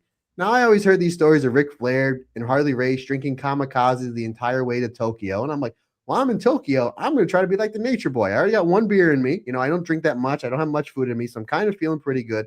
I'm going to get what I think this kamikaze. It turned out to be a pineapple drink, which is fine. Like pineapple, great for hydration. Yeah, so, you got that. Yeah, so I got that. And then We're like, okay, we're at the 350 floor. We're going to go to the 450. Then we realize we get in the elevator, and as it's going up, now the windows are clear.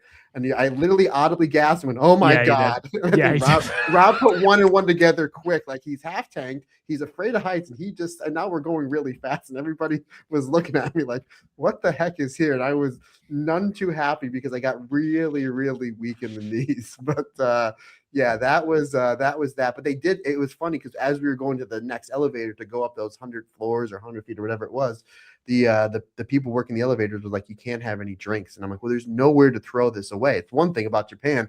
We couldn't find any garbage bins anywhere. The place is so clean.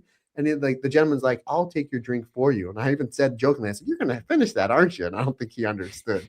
But he had no idea what you were saying. But the Tokyo Tower was nowhere near as bad as I built it up in my mind. I just thought it was really funny that I had no idea you're supposed to go up into this thing. But it was like, he knows, right? He knows we're going up, and you just sort of you were partway along. It was about a 20-minute walk from the train station to the Tokyo Skytree, and we were getting closer. And I was like, I'm sure Matt is scared of heights.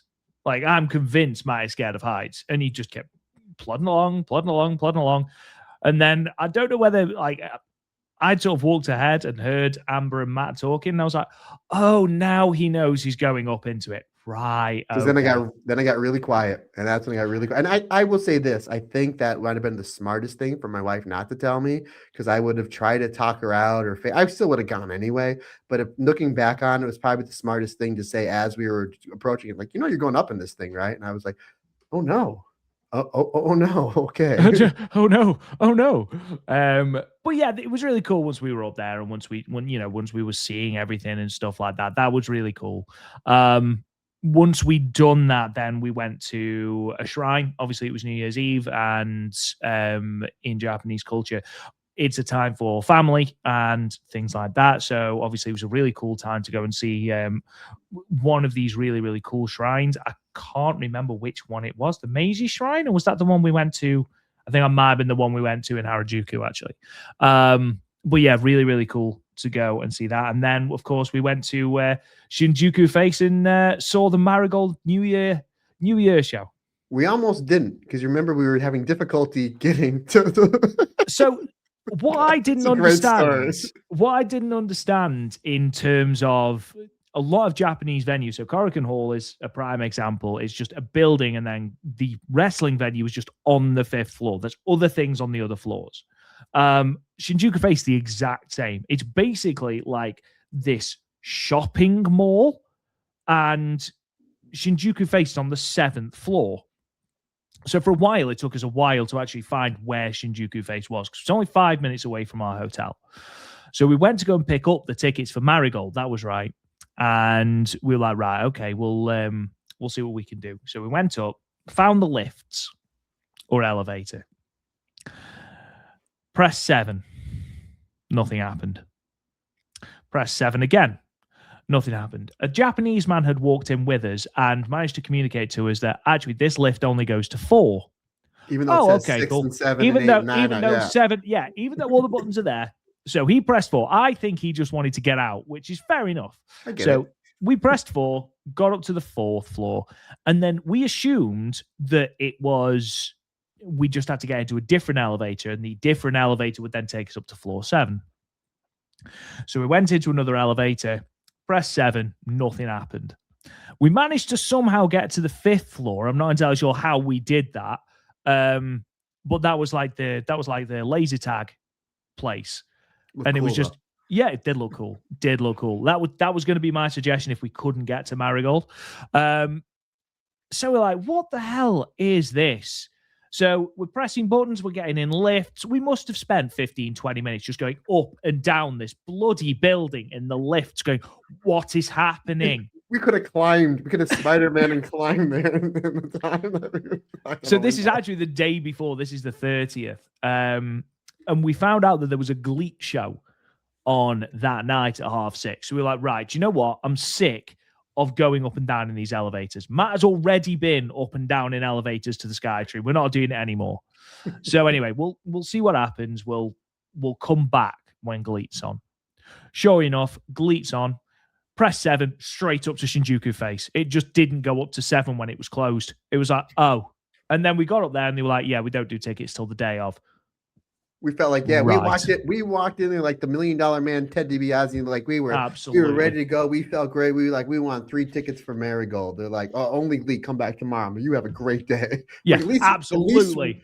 You got him. Like, at least we know this works. It's not like a phantom thing that doesn't exist.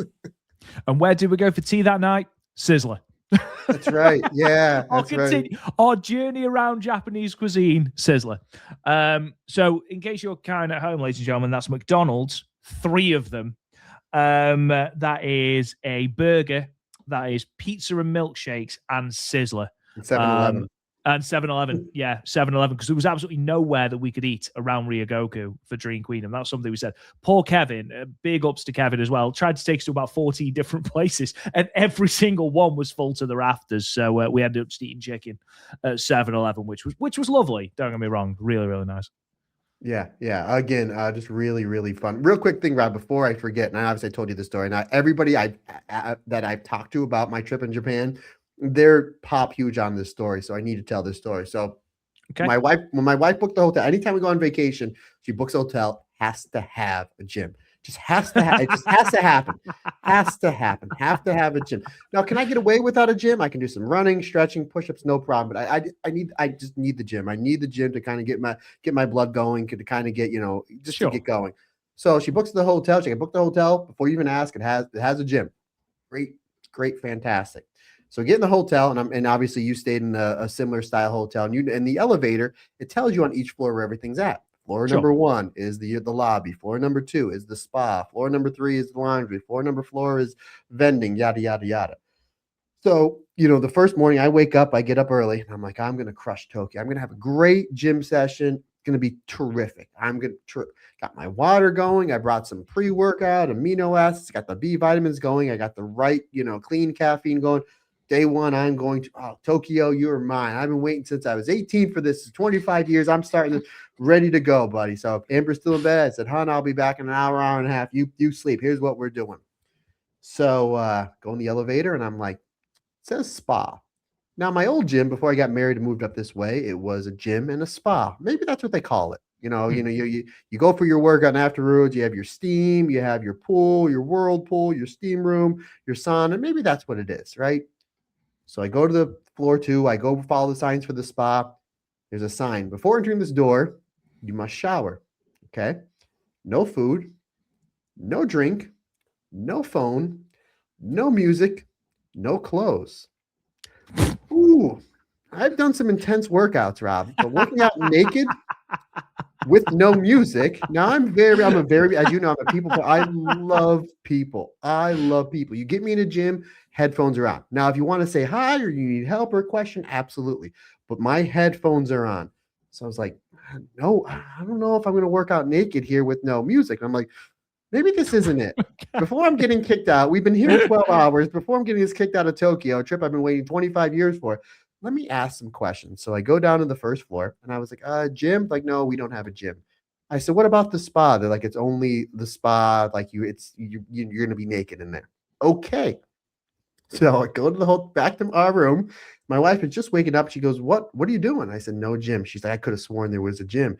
She's like, what are you going to do? I said, you see this little strip? And our hotel rooms were really small, which they're going to be real small. I said, see this little strip? I said, every day I'm just going to be doing sit-ups, push-ups, and planking. So for 10 days, that's exactly what I did. Now, to be fair, to quote you, we did a lot of walking, so I got my cardio in. So it did. It did the trick. So I just want to say, when you're talking about elevators, it just reminded me of the, I was like, did they want me to work out naked here? Like, this is, people are very nice here in Japan. So. Oh, just the idea of, I would have paid money to see you waltz into that spa with your headphones on, listening to Slayer, or listening to Slayer, windmilling in more ways than one. You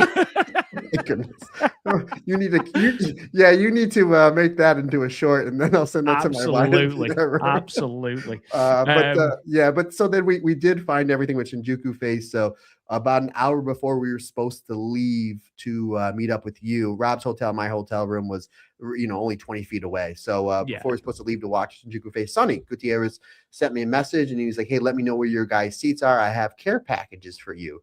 which I thought was really nice. I had to tell him we didn't get seats. Here's the reason why. And he's like, okay, yeah, no problem. He's like, it's, there's only 500-600 people there. I'll find you guys. So we go up to we get to Shinjuku Face. Rob, the elevator takes us right where we need. We buy 3 tickets, and then we assume to continue to buy more merchandise. Now, obviously, our merchandise haul were great. However, Mayu Otani baseball jerseys, only small and medium. Sold out of large, extra large, and double XL. So I was just like, oh, well, maybe we'll have them for Ode Award, which we'll get into that a little bit later. So we got ourselves a whole bunch of Mayu stuff. I bought Rob for Christmas, that jacket that you see him wearing right now. So looks absolutely Thank you very much, lovely. I think mine is still in the bag because we haven't unpacked all the bags yet. But regardless, but we go into Shinjuku. We meet a whole bunch of our listeners, and we're chatting. And then we do see all the banners, which myself and Rob took pictures of. And again, thanks to my lovely wife for doing a lot of the photos. Oh, absolutely. Absolutely. So again, thanks to my lovely wife for doing great work on photography and video. We'll talk about that when we get to Ode Award.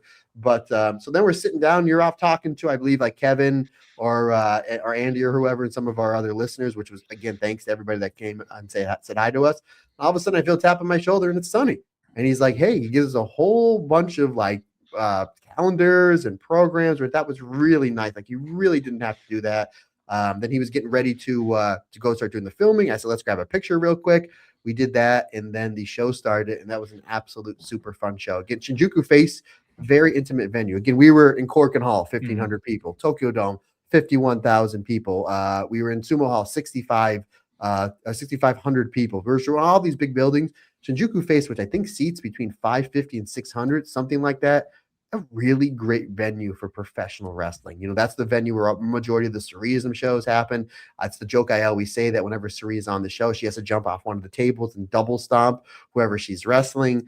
But I absolutely love this venue. It was my wife's favorite venue. It was her favorite show just because of the intimate atmosphere and just how they treat everybody like family. The fact, like, Sonny didn't have to come up to us and be like, here's this stuff, thanks for doing what you do. He was so overly nice. Marigold, the people that were from Marigold were so over the top nice to us, which I thought was just added on to the shows and just a great trip. But overall, like, a really fun show. You had the rookie tournament, obviously Shino and Sari, the finals of the rookie tournament, and then we had the that great New Year's Eve battle royal. And then they were making some sort of dessert, like cookies or whatever.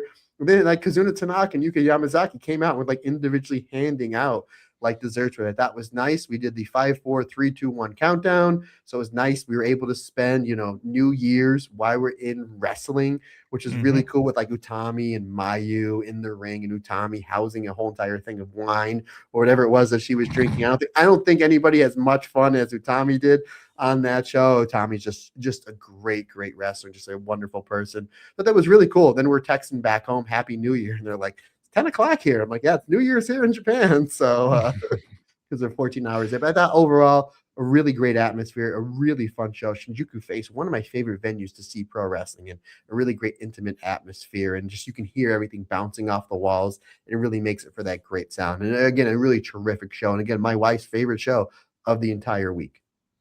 Yeah, and obviously we saw Sari Yamaoka win the Rookie of the Year tournament in probably what was the biggest given in the entire of our week. But I think her and Shino put on a really underrated match in the final of that Rookie of the Year tournament. That was fantastic. The Rumble was really good as well. We saw Victoria Yuzuki and Shoko Kishino really go at it. Nomai Sakurai on this card, she was still recovering from gastroenteritis, which had written her off the Twin Star Cup card. So she was seconding but wasn't on the show. Natsumi Shozuki was there. Koki Amare was there, obviously ahead of their appearances at the show. But yeah, I completely agree. Marigold and the people of Marigold treated us incredibly well during our time over there, both in Shinjuku Face and then again at First Stream, which we'll be talking about shortly. Just really nice. Didn't need to do that, but yeah, it was really pleasant, really nice experience. And I'm with Amber. That show, because it was so informal, because it was just something completely different, something completely unique. It wasn't just about the wrestling. I thought it was a really, really, really cool show and one of my favorite shows of the entire week. You know, obviously Dream Queendom was incredible. First Dream had one of my matches of the week, and just having the experience of being pressed there was really cool. Wrestle Kingdom will be a show I remember for the rest of my life because it had probably what is one of my favorite matches of all time in Tanahashi and Okada. In terms of wrestling, obviously, the New Year show isn't up there. However, in terms of vibes, in terms of just a really cool way to spend your New Year, I think Fun. Marigold knocked it out of the park. It was fun. It was really, really, really fun. And to see the wrestlers in a new light, and you can see how close and tight they are with each other and how much fun they have with each other, was a really, really cool time. It really was. I just want to make mention if I seem a little off kilter here over the remainder of the show, my wife is making sauce and my house smells like red sauce and garlic. So just I'm going to try to stay as focused as I possibly can right now. So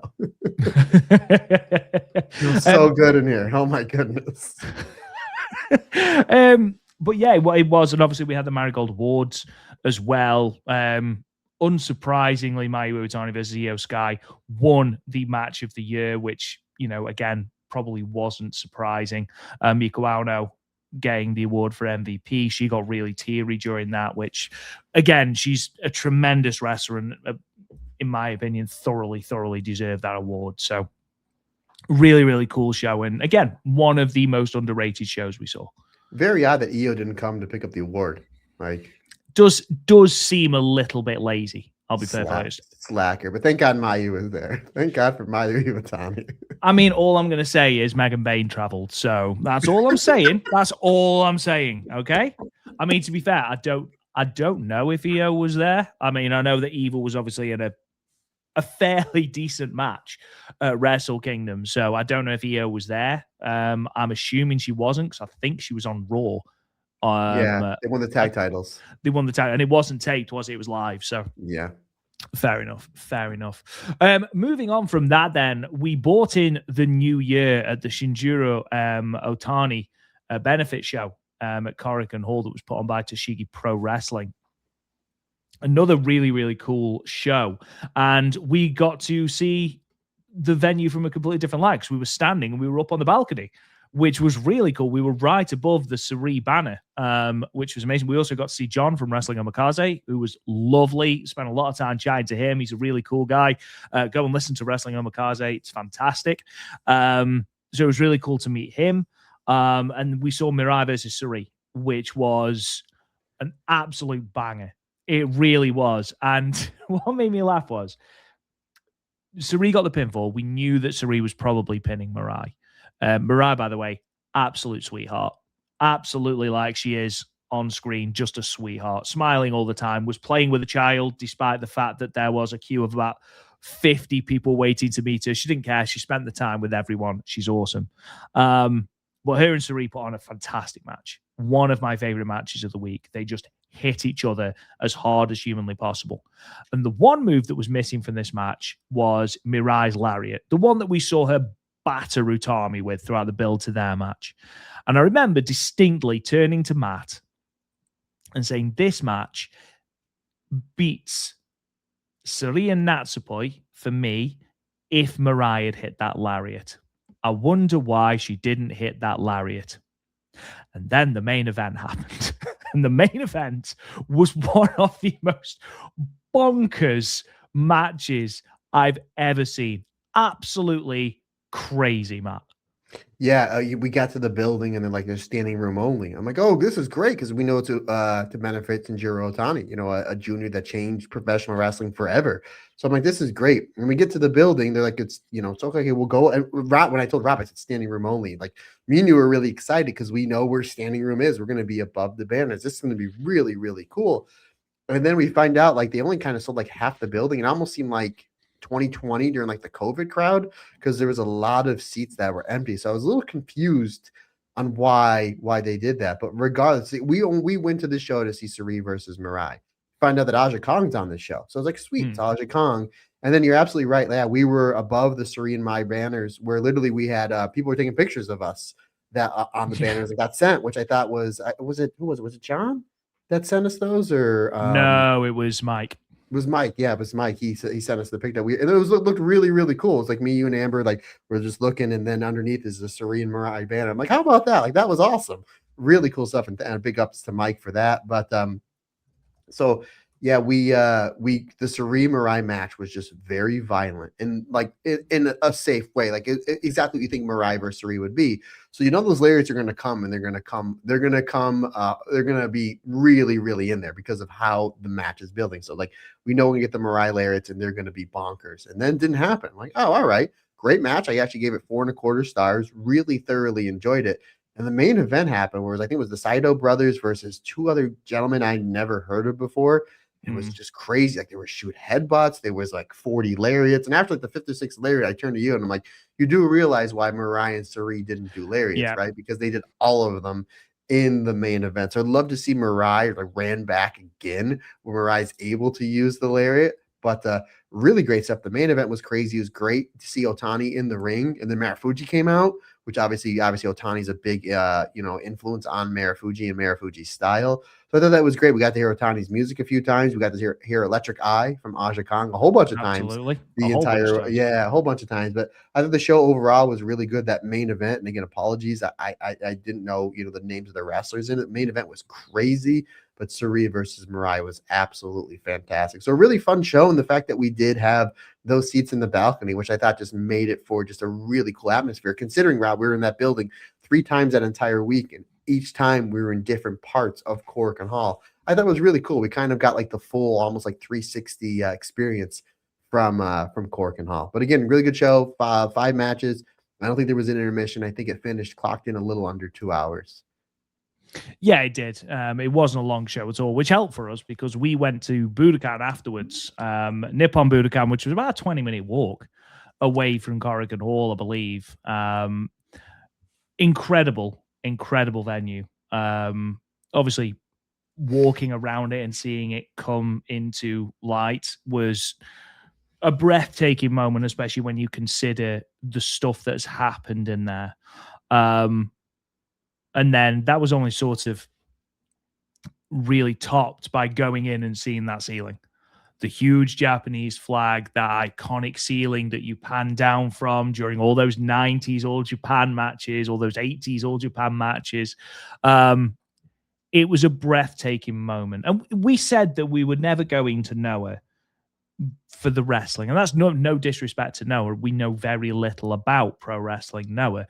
It was more about the venue, seeing something in Budokan, being in Budokan, because again, especially for you, Matt, who grew up with, the tape trading and seeing so many of, Misawa's matches, for example, the 4 pillars and stuff in Budokan, it was a huge moment for you.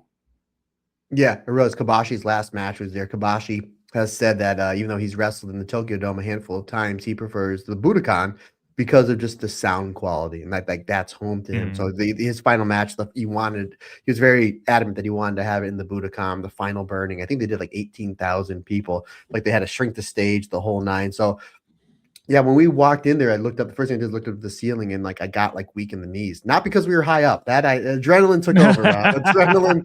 He was fine at that point. I'm fine. Not only that, but I was up 400 feet. This is nothing. But we looked up. I'm like, oh my god, like this is it. This is it. And I kind of been joking on this podcast. Like I'm probably get really emotional going to Cork and Hall in the Tokyo Dome. I got real emotional once we sat down. I was like, holy, pardon my language, shit. Yes, I said a swear word. I'm here. God. Like this is the Budokan.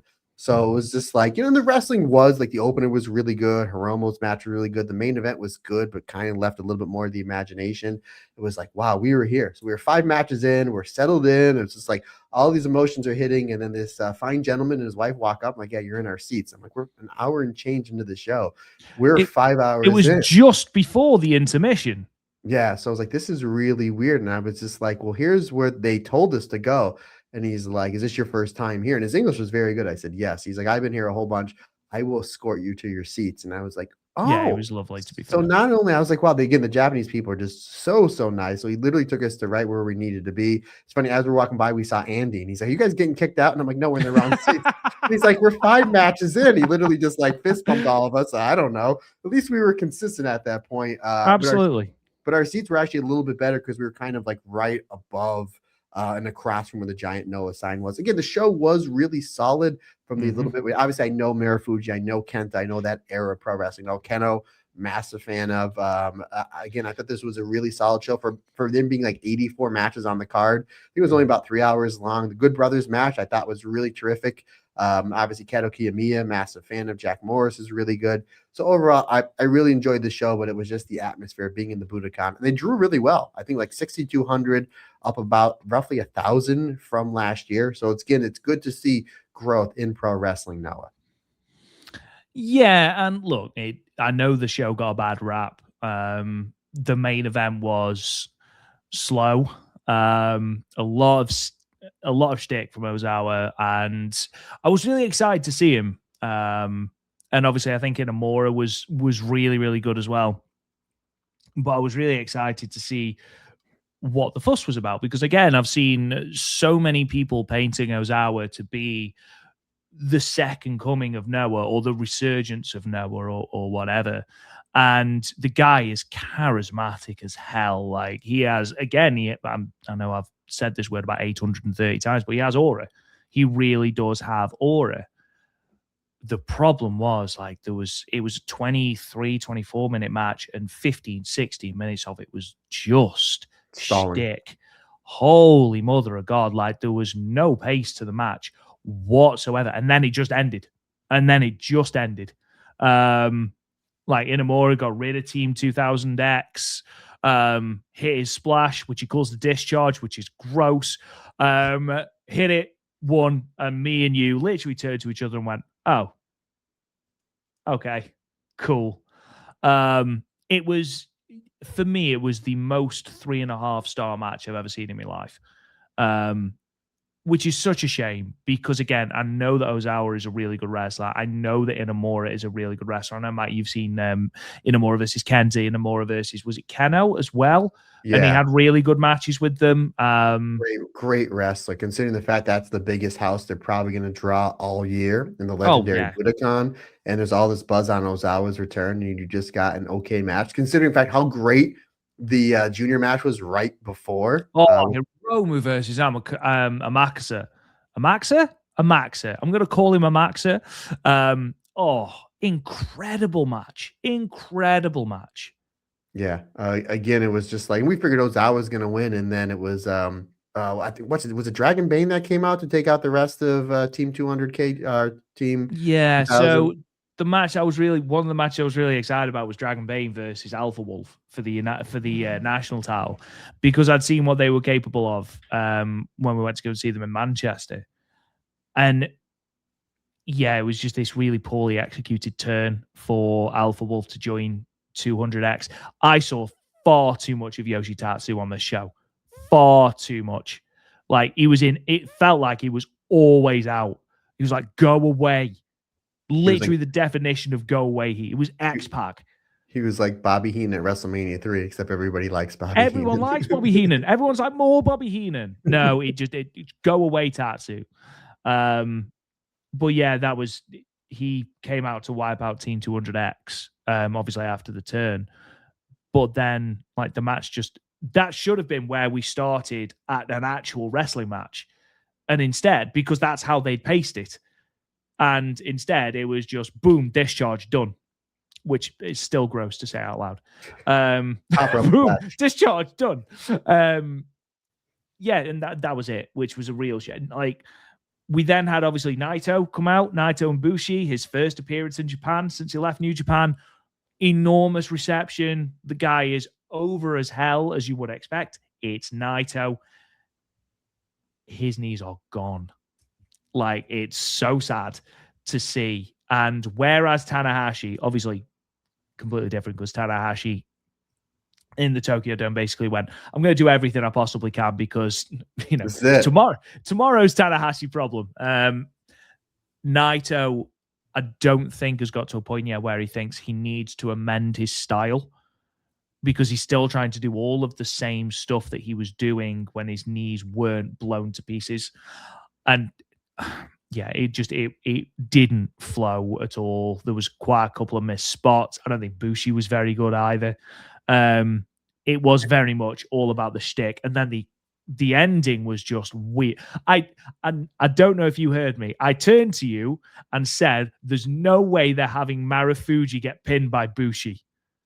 And literally, I turned back around and Bushi pinned Marufuji. And it was like, and there was a girl next to me. She was a huge Naito fan. She got this really cool thing with Naito, Bushi, and Hiromu dolls sewn into like I don't know if it was a towel or a hoodie, but it looked awesome. So she was a massive LIJ fan. But yeah, I was like, there's no way they're having Marufuji, this legend of Noah, pinned by Bushi of all. Oh, okay. No, they are. Okay, Bushi rolls him up. But it was so weirdly timed that nobody had noticed that Bushi had misted Marufuji before rolling him up. Really weird. Really, really, really strange match. It turns out actually he didn't miss them before. That's what we thought. Like did he missed him after he ducked the super kick? They actually put the clip on. Somebody put the clip on Twitter, and it might have been Noah. He missed him while he was in the roll up, so nobody can see it. Which makes, again, who am I to tell Bushi, Naito, Keno? Keno was great in this match. I love Keno. And Amir, who am I to tell them how to do their match? When you're doing something like that, like the cheating, and again, Rob, when you see the main event from today's Stardom show where they do the mist, it's clear in front of everybody so you can get the proper heat. But literally, he rolled them up into the schoolboy. 1, 2, missed, 3. You don't see it. Where's the Which heat? is fine on the PP and the pay-per-view feed. We couldn't see it. 6,500 people were like, I was just going to say, you're in Budokan. 6,500 people couldn't see it. And I get it. If you want to change the titles, who's the one getting the pinfall? Probably the biggest star in this entire show. No disrespect to the younger talent like Ozawa. Naito's a massive star. The guy has headlined the Tokyo Dome a few times before. So why don't you get Naito the pin? Maybe they want to do the mist. And again, who am I to tell these guys how to wrestle? We didn't even get to see the Destino. Maybe you have Marufuji eat the mist and then he turns into the Destino. Again, who am I? Again, but the venue again was really cool. Keno was great in the match. Eventually, we're getting Keno and Inamura somewhere down the line because it almost set up after the match. And then Keno got beaten the hell out of at the end. Yeah, very, very bizarre. I mean, I do wonder if Naito didn't do the Destino because he can't do the Destino anymore. We saw more Destinos in the Okada and Tanahashi match than we did from Naito, which goes some way to showing it. I mean, I do agree. I found it bizarre that if you're going to give Naito and Bushi the titles, which is fine in itself, you gave Bushi the pinfall. Like, no disrespect to Bushi, he ain't Naito. You can still do the mist. Like, fine, mist into a Naito roll-up. Do that. I mean, do anything. Do anything other than what they did. It was a really, really bizarre match. If I'm being brutally honest, apart from the opener, which was pretty good, the junior tag 3-way, that was pretty good with Dagger. Apart from that, the only match that I would recommend going out of your way to see is Hiromu and Amaxa, who put on an absolute barn burner of a match. It was like the Hiromu match I've been waiting for him to have for so long, probably since the Ospreay match. I was ready to say that. At Wrestle Kingdom, Wrestle Kingdom 14, with that immense 1-2-3 punch at the end of that show. Yeah, it was like the Takahashi of old. Hopefully we get to see more of that because the guy's an absolute god of junior wrestling. Yeah, the New Japan needs to put him in the heavyweight division. They really, really should. They should. Again, got out of the venue incredibly easily, which was lovely, considering the amount of people in there. Waltzed down to Suidabashi, got on the train, were home for tea. It was lovely. Wasn't very. That was the night where we had that really bad food, wasn't it? Oh, it was awful. Yeah, the chicken parts are. I ate a lot of grilled chicken, but like I know, like Rob, we'll get into it. Rob, his last night there, he's like, I want to try sushi. Yeah, that didn't hit the mark for him there, but yeah, we went to this one place where it was like they had a couple different sizes. I'm like, I wonder what this is. I'm like, that might be the worst thing I've ever tasted. And I'm not really picky when it comes to food. Like, I don't like onions. I like that, but other than that, like, I'm really not too picky. There were some things I had, especially when we were at said place, that I was like, well, the chicken's really good, the rice is really good. The water's cold, so I'll take that. But like some of the side things that came with it were like some of the worst things I've ever eaten in my life. So it was like, this is awful. This is even worse. I'm just gonna stick to the chicken. So yeah, that was hey, that was it was an experience, buddy. It was an experience. So Well, it was Korean, which I didn't realize at the time, because it was just a case of we need to get something to eat because we're all hungry, and we'd had McDonald's for lunch, so there you go, tick that off the Rob's Japanese cuisine list. But yeah, it wasn't very nice at all. Chicken was fatty, the sauce was fine, but the sides were really weren't very nice at all. It was the worst meal we had while we were there. I really liked the food. Otherwise, it was just that one that was a bit disappointing. The 2nd of January, we didn't see any wrestling at all. Again, I think we were going to go and see All Japan at Korakuen, and we were just like, you know what, no.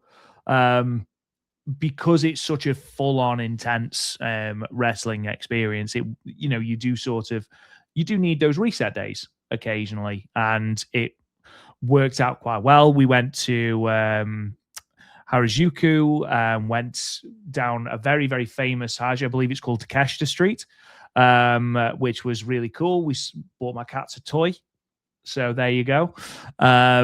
Went to, I think that's where we went to the Meiji Shrine, which was awesome, like really quite awe-inspiring. Really beautiful gardens that you walk around to get into this thing. It was really quite spellbinding. And then we went from there. We went somewhere else. Where else did we? We went to go see the Emperor.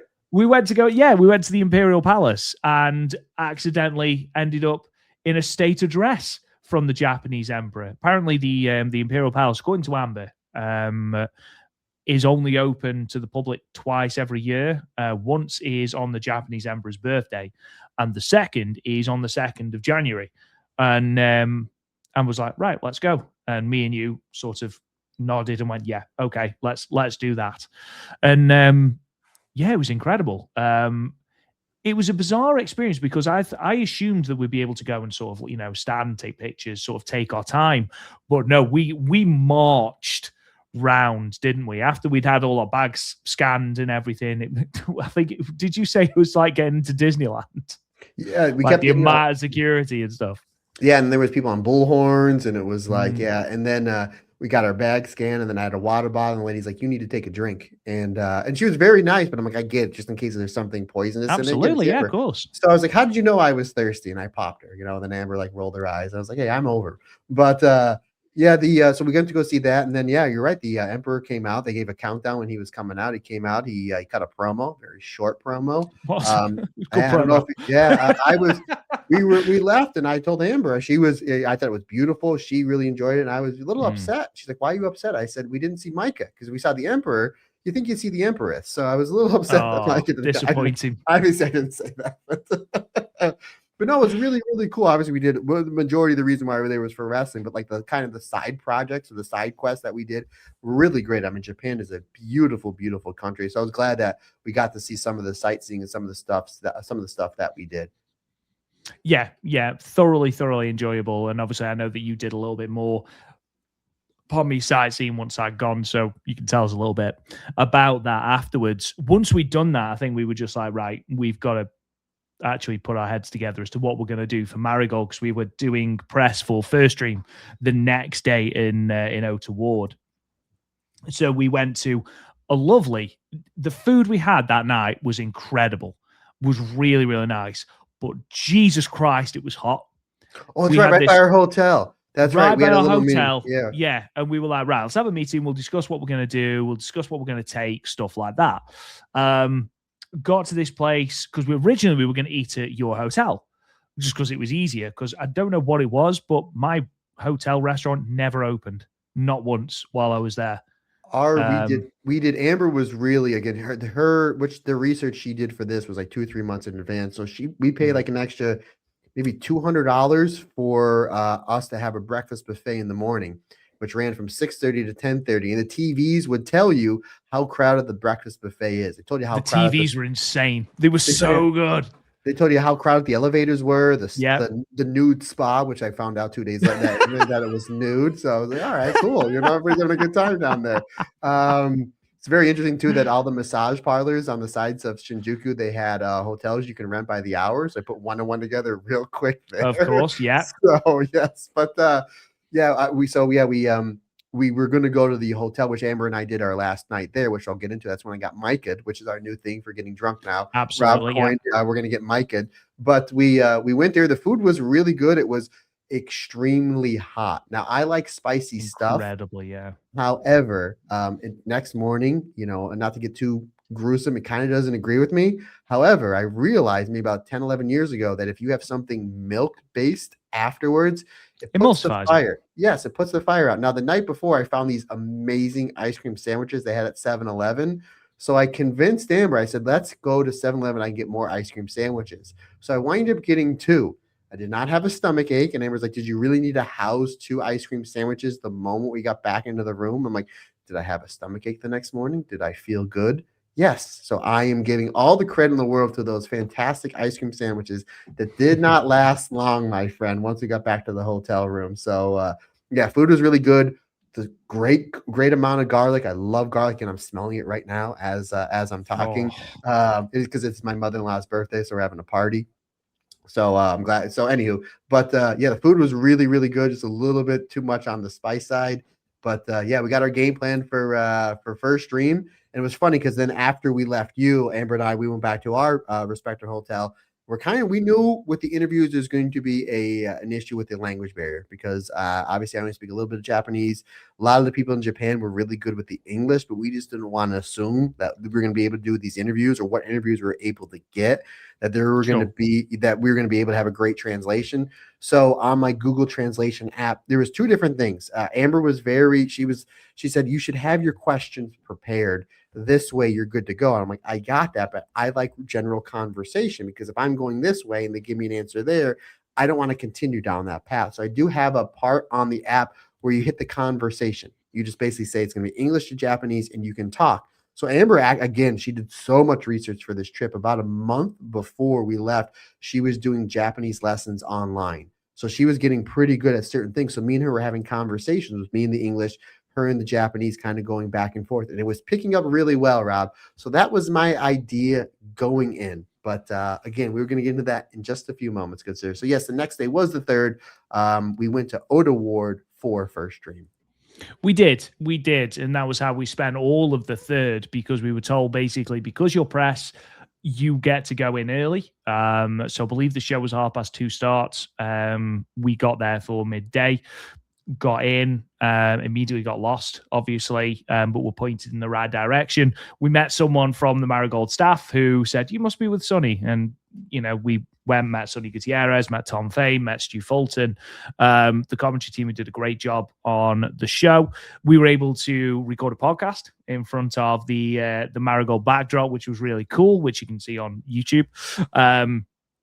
Our sort of preview of first stream, which was awesome. Got to see, obviously, a couple of the matches being put together. Obviously, got to see all the backstage promos after the matches, which was really cool as well. A really surreal experience, to be perfectly honest, Matt, compared to just being there and being a fan. We didn't actually watch a lot of the matches. We made a point of sitting and watching Takumi and Mayu, obviously. And we made a point, I think, more of watching Mai Sakurai. Basically, the final three matches, we made a point of sitting and watching and then going to the back for the interviews. But again, Marigold were absolutely lovely to us. We can't thank them enough for the help and support that they've given us. They were lovely to us there. They helped us out massively. And then obviously I know that you managed to get a couple of interviews while we were out there. Yeah, even like kind of the last 3 matches, Amber and I were kind of going back and forth with our strategy because we were literally, as we call it in wrestling, calling it in the ring because certain things weren't going the way we thought it would be, which would be fine. And again, big thanks to Sonny. He's always been a supporter of us, even back He when he has. was, even while when he was with Stardom, always was so helpful. Got us the interview with Rossi, got us the interview with Utami, Mirai. He's always been really, really terrific and a great supporter of us. And again, he was really nice when we got to chat with him for a little bit during that Shinjuku Face show. But it was really nice. We got in there. He had a nice conversation with my wife, and that goes a long way because obviously the marigold standard is me and you. But he took time to talk to Amber, which that goes a long way with me and her as well.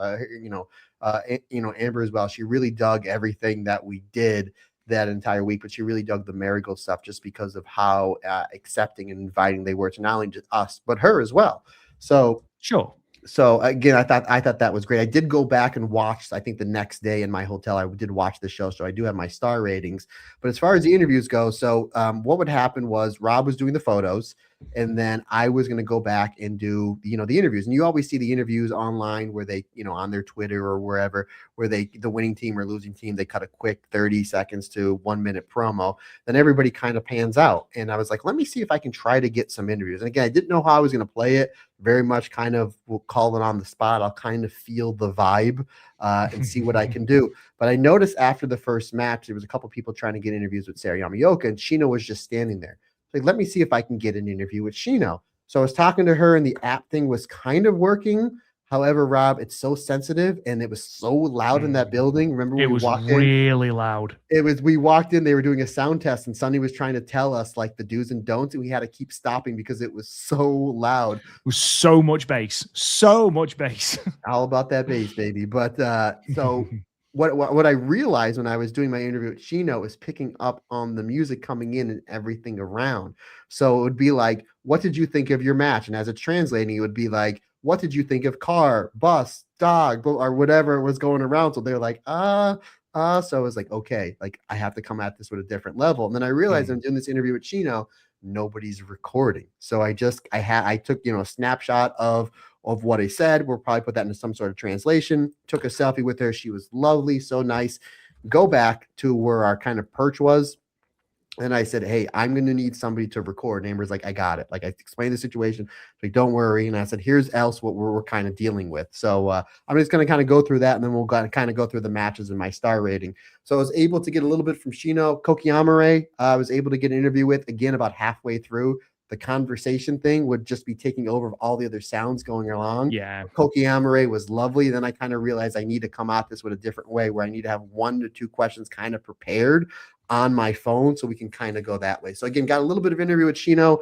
That was just text only, which again, guys, just give us some time. We'll get these out to you in one way or another. Koki Amare as well, which I thought was fine. I got to talk to Megaton a little bit, but not to do an interview. She did say she's trying do the Abdul the Butcher stuff. Notice that with the chops and the fork that she tried to bring out for her match. And then we do Tommy and Chikagoto, which I was going to try to get both of them. Again, I'm a massive fan and supporter of Chikagoto. I think she's going to be the next breakout star in Marigold. I think it's a matter of if. Now, it's a matter of when, not if. I think she's going to have a massive year in 2026 and is going to be maybe the most improved wrestler in all of wrestling in 2026. But I wound up getting Utami, and Utami was so nice. Again, I was trying to use the translator thing, and it was kind of not working because of the sound. And she was like, oh, I think I understand. It was going through everything on the phone. So she was overly nice, like really took her time. And I know just from, being in independent wrestling, and by no means am I comparing myself to these wrestlers in Marigold or just Joshi in general, because on my best day, I'm nowhere near as good as them on their worst. But I know when you're done with your match, you want to make sure your opponent's okay. And then you need time to kind of come down, kind of break your character and get back to your regular self. So I know that time after your match is very kind of just want to be by yourself a little bit to kind of cool down a little bit, make sure you're okay. When the adrenaline shuts off, how are you feeling? So I know that time is very precious after the match. I didn't want to overstep my bounds, but at the same time, I wanted to take advantage of where we were at. So Tommy was overly nice. Myself and Amber did mention that we saw Tommy a few years ago in New York. So which I thought was nice. And then, we talked about Sai Kamatani a little bit, which she said she was very, very happy for her to win the MVP, which that was really cool considering their history. So again, Utami was over the top lovely, like could not have been any nicer. And then that's when we kind of figured like, okay, like we need to come at this with a different angle of doing these translations because everything is being picked up. So I decided we'll go back to the conversation thing. I didn't get anything with, oh no, I did get with Chiaki from Darkness Revolution Army. I did mention she does the claw. Is she a fan of the Von Erichs, which I thought was really cool. Got a picture of me and her doing the claw. And then we got Victoria Yuzuki was terrific. Got to meet Victoria Yuzuki. We took a picture of me and her both holding the trophy. Question I did ask her, which again, folks, once we get these all edited and up and can probably try to get the language from English to Japanese or from Japanese to English. Once we get that, we'll send that out to you. Just bear with us. I did ask her, I said, I noticed your offense and your style is very reminiscent to Ricky the Dragon Steamboat. Like, is that somebody that you watch? And she was overly really nice. And I put over a finisher. She did mention how she came up with the finisher, the victory shooting. Really, really nice. So that was great with one Victoria Yuzuki. And then the next match we got was Mayu versus Takumi Iroha. And I even told Amber kind of halfway through the match, I said, as soon as the 3 count happens, we're going to have to bail out to go to the back. Because there was like anywhere between 5 to 6 people kind of depressed back there. But then I noticed after the first few matches, nobody's getting interviews. They're just, whatever they're saying, they're taking the pictures, and then they're kind of bailing out. I said, when Mayu comes back, there's going to be a lot of people here. So I'm like, let me see if I can get Takumi and Mayu. So Takumi eats the L, which we'll get into. She comes back first, says one word, and then bails out. And that's when I realized absolutely none of it. And that's when I realized I'm not going to interview the losers. Like, I'm not going to interview the people that have lost this match because they're in character, they're upset. They're not going to have somebody that doesn't speak the language be like, hey, can I ask you a question for my podcast? So that's why I kind of read the room really well there, which we'll get into my Sakurai thing. You're looking at me like I got it. My Sakurai one was not because she lost, obviously, but was really quite funny. Yeah. So then Mayu comes and she's doing her thing, and it was just like my wife is doing the video. Again, she was aces, especially this day. And I realized that like if you kind of step off to the side, that's where you can kind of get the interview. So I was like, okay, like the Koki one was okay. Utami was great because she was so nice. Victoria Yuzuki was great. So I'm like, even if I don't get any interviews after this, like that was great. Like I got my fill, and I was like, and I flew 3,000 miles. We're right here by Mayu. I got some interviews. I'm like, you know what? If you don't ask, the answer is always no. If I can get this Mayu interview, this would be tremendous. So Mayu comes by. I said, Mayu, can I interview you for the podcast? She's like, yes, of course. I said, basically, here's what I'm going to do. I have my question preloaded. I'm going to say it in English. It's going to translate to Japanese. Give me your response back in Japanese. She's like, okay, no problem. I mean, Mayu got it. I said, we just have to wait for my wife to film. I said, so she's right over there. And Mayu in the nicest voice goes, hi, wife, to Amber. So nice. Like she just had this banger of a match. And then we'll get into it. She just had this banger of just an insane match to her and Takumi Iroha. Really good. And then she cuts this really great promo. There is double the amount of press for Mayu than anybody else. I understand Mayu. And both of our opinions, the greatest women's wrestler of all time. So I was like, great, I'm going to get this with Mayu, this interview with Mayu. And then she's like, so just got to wait for my wife. And all of a sudden, here comes Amber. Say, hi, wife. And then so the question I asked her was, you pretty much done everything in your career. What do you want to do here for Marigold in 2026? And then I realized as she's giving me her response back, all of the photographers and video people did not go to the ring. They stayed there and interviewed and basically took videos and pictures of my interview with Mayu, which I thought was really, really cool. So I was like, great, I got an interview with Mayu Iwatani.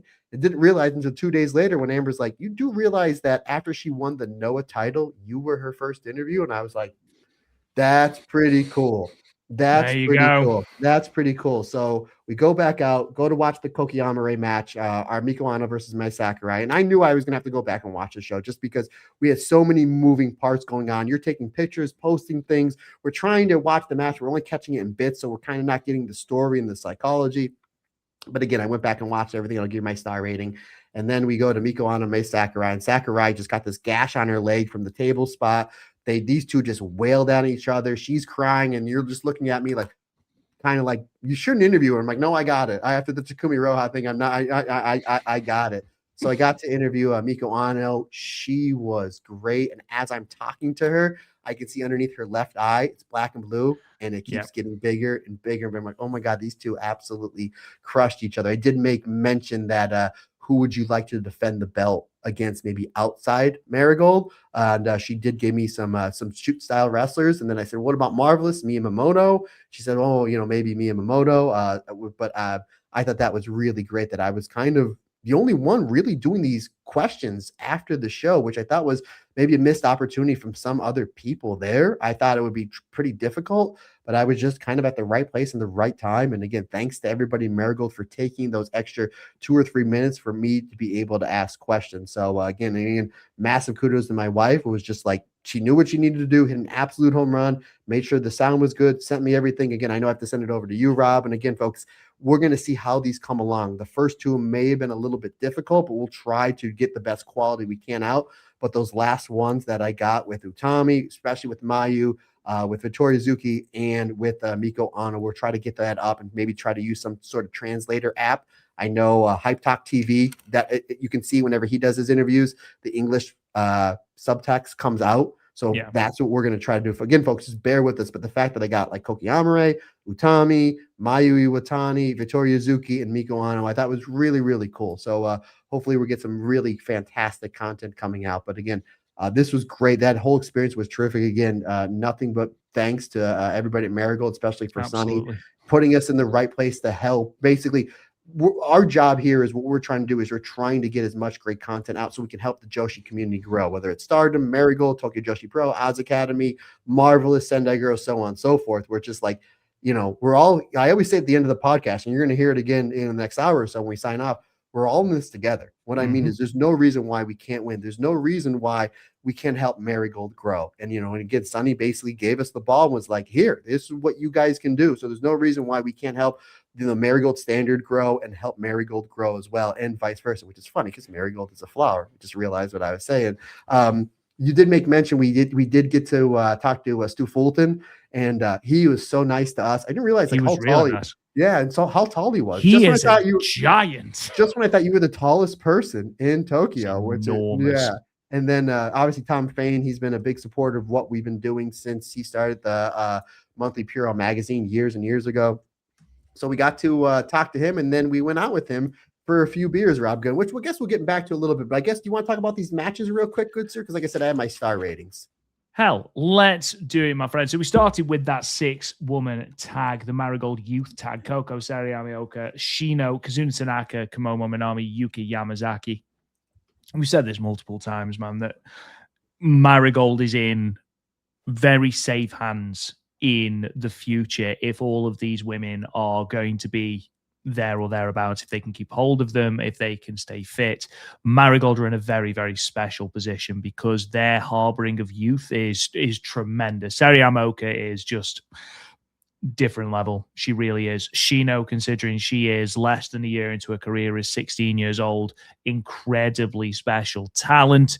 Coco, 15 years old, man. Absolutely insane. It was a really, really good opener. Everybody got their licks in. I would have liked it to have gone just a little bit longer just to showcase further. But, again, I think this show was about 3.5 hours. So they did pace it quite well. Gave all of the title matches a good amount of time. I would have just liked a little smidgen of this to go longer. But again, a fantastic opener. You start with a hot opener. You've got 6 hot wrestlers there. And again, I'm going to continue to say Yuki Yamazaki is so underrated. She's so good. I mean, I know she's come through with all these rookies, Shino, Seri Amoka, Victoria Yuzuki to a lesser extent, who I don't think is seen by many as a rookie. Yuki Yamazaki often goes under the radar, and yet she's so good. She's got all of the fundamentals down so solidly, and she's so good at the different variations of wrestling. You said she's Megaton's best opponent. Really, really good. Really, really, really good match.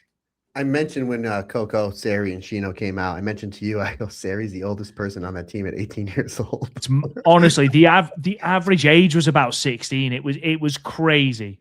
They have the best young roster in all of wrestling. Not in Joshi, like in all of wrestling. They have the best young roster, and they're constantly getting better. Yeah. And when you're in the same locker room and in the same dojo, and eventually in the same ring with the Mayus, the Utamis, they're only going to cut my Sakurai's, the Miko Anos. They're only going to consistently get better. So Marigold is going to be a company 2026 and 2027 that may be the best wrestling company, maybe in all of wrestling. I mean, the way that we talk about Stardom is the way, and Marigold's not that far off from Stardom, considering they just finished their first full year as a company and they have this going for them in 2026. Great match, great opener. I agree. I wish it would have been a little bit longer. I get it, 3.5 hour show. Sometimes you don't want those shows to be 5 hours. I will never complain. Again, I'm one of the very few, but this was great. 3.5 stars. This was the perfect match to start what ultimately was one of my favorite shows of this entire week. 3.5 stars. Really, really great stuff. Obviously, Sari getting the win over Yuka with that beautiful German suplex. Yeah, we were really high on this show. We thought that the show had the potential to be the show that we will be talking about the most coming out of this, just because of what they'd loaded it with. But this really did set the standard for the rest of the show. And obviously, we move into the next match, which was the return of Koki Amare and Natsumi Shozuki, who have been massively missed on this roster. Natsumi Shozuki especially. Obviously, Koki, we've missed massively. She's been out since September and missed a huge portion of the start of the year with that horrible ACL injury. But we've missed Natsumi Shozuki since June 17th. And she's such a great hand in the middle of this roster, someone who is dependable, someone who is solid.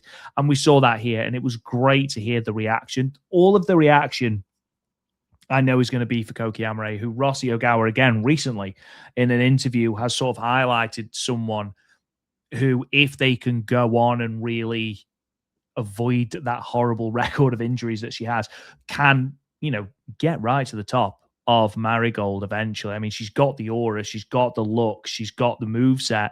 It's about putting it all together. However, Natsumi Shozuki is such an underrated hand. And I'm really happy that she got her moment here. It was a good match. Obviously, Nagisa Takibana absolutely nailed that triple jump crossbody. Like, honestly, it was absolutely perfect. Now Ishikawa, underrated as hell. And it's great to see Momoka Hanazono. I'd love to see Momoka Hanazono on more Marigold shows. I think she's absolutely tremendous. It was a good match, Matt.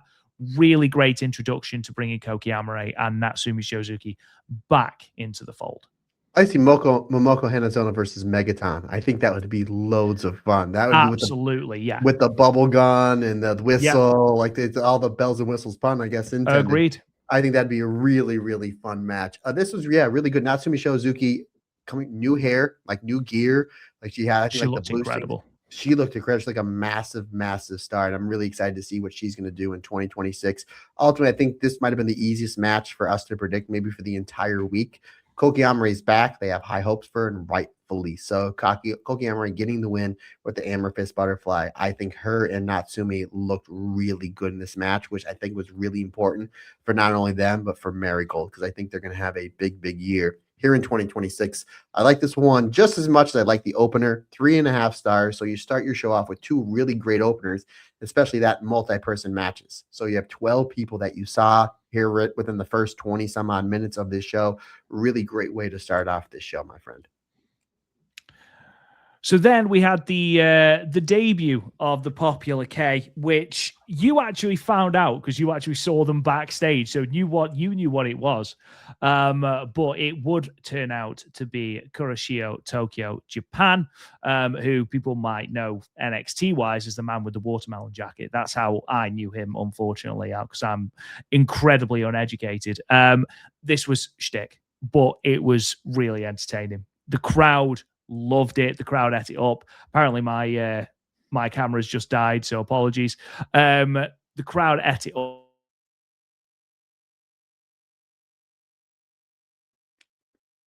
I think you more than just died, buddy. I think your whole entire thing went out. Wanted another match. Survived the roll up. Got a massive pop from surviving the roll up, but then just got rolled up later on. So, it was good. It got the crowd going. It's not one we are going to be talking about in our end of year lists, though, Matt.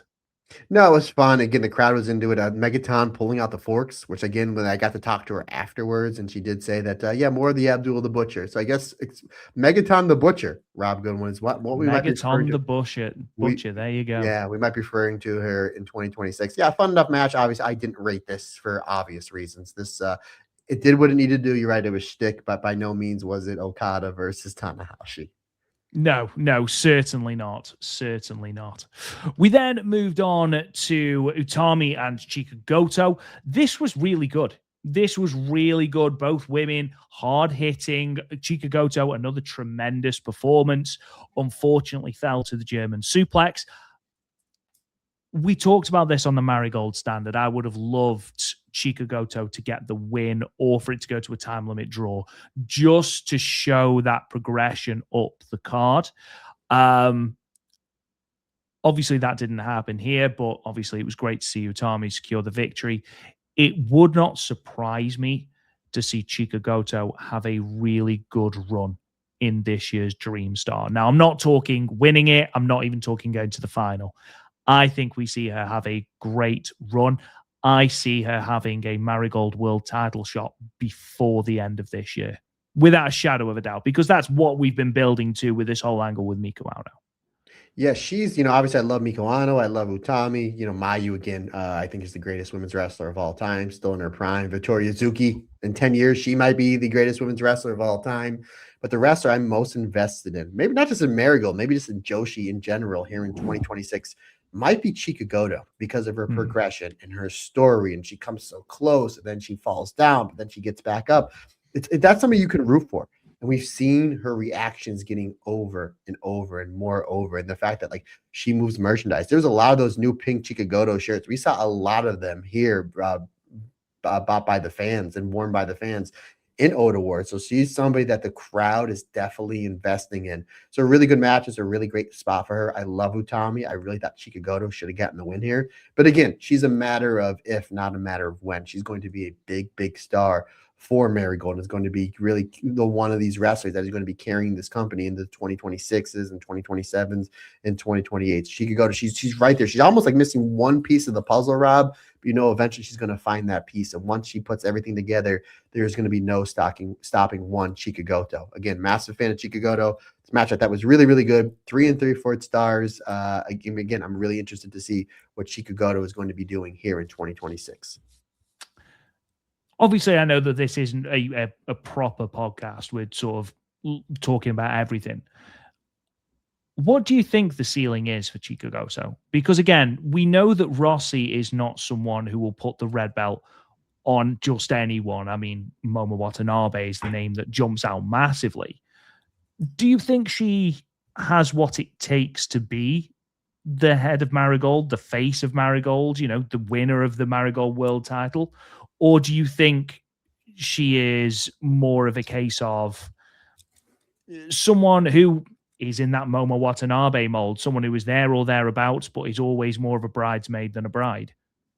And Momo Watanabe's spot is still a really good spot, Rob. I mean, think of everything that she's accomplished. Absolutely, yeah. But absolutely. I understand Momo never got to those Otami levels, at least not yet. But I guess it all depends. It all depends on Chika Goto. You know what I mean? If she keeps improving at this rate, again, look to where she was a year ago until now, constantly improving. If you remember last year, she was supposed to be in a big match. Well, she was, but unfortunately, Koki Amari got injured.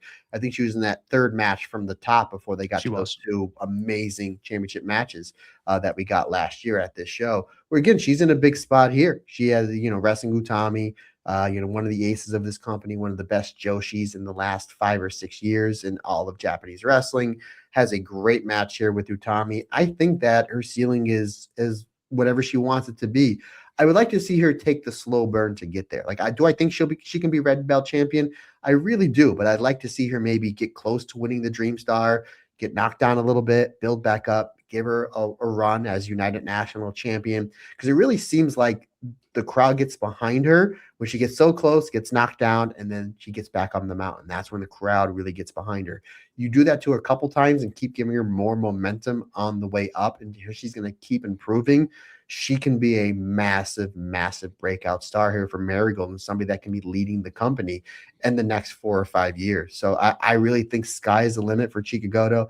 I talk about it all the time. I'm a massive fan of her. I think that they're gonna have really big things for Chika Goto coming up here in the next few years for Dream Star Fighting Marigold. So we move on from that. We move to our first of our 4 title matches, the Twin Star Championships. And I was always going to be very intrigued as to how you do a heel versus heel matchup. And what we actually got was a relatively fair fight in terms of the two teams and a really captivating brawl. Like, we didn't bend the rules too much. Obviously, Nagisa Nozaki brought out her trolley. We obviously had the pile of chairs. We obviously had Chiaki absolutely yeeting a chair into the face of Rhea Sato. You know, you had those bits, but there was nothing outlandish. And actually, it gave the likes of Rhea Sato the chance to shine, the chance to flourish. And arguably, the best bits of this match were the bits between Misa Matsui and Rhea Sato. And again, that for me really does highlight just how much Rhea Sato has developed in such a short amount of time. This heel turn, I think, was a great idea for Rhea. It really was. Just as it was for Misa, I think it is for Rhea Sato as well. Obviously, Rhea Sato has got a lot of time on her hand. She's only young, so you can afford to do the slow burn with her.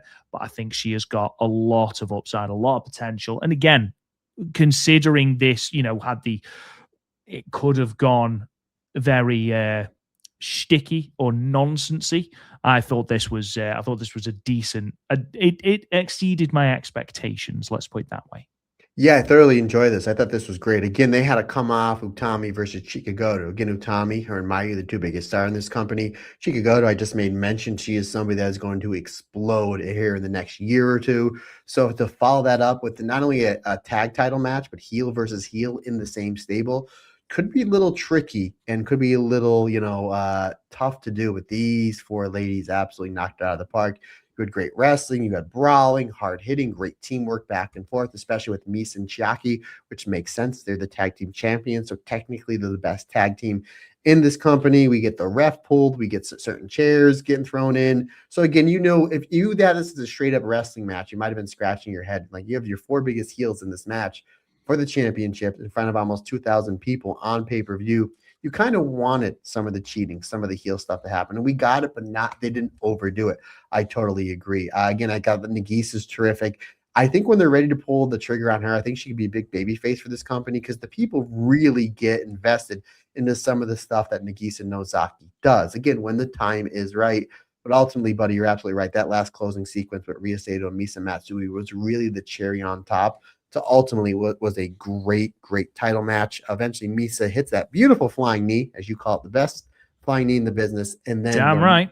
And then the MKD, the Misa Kawai driver, putting away Rhea Sato. 4 stars for me, good sir.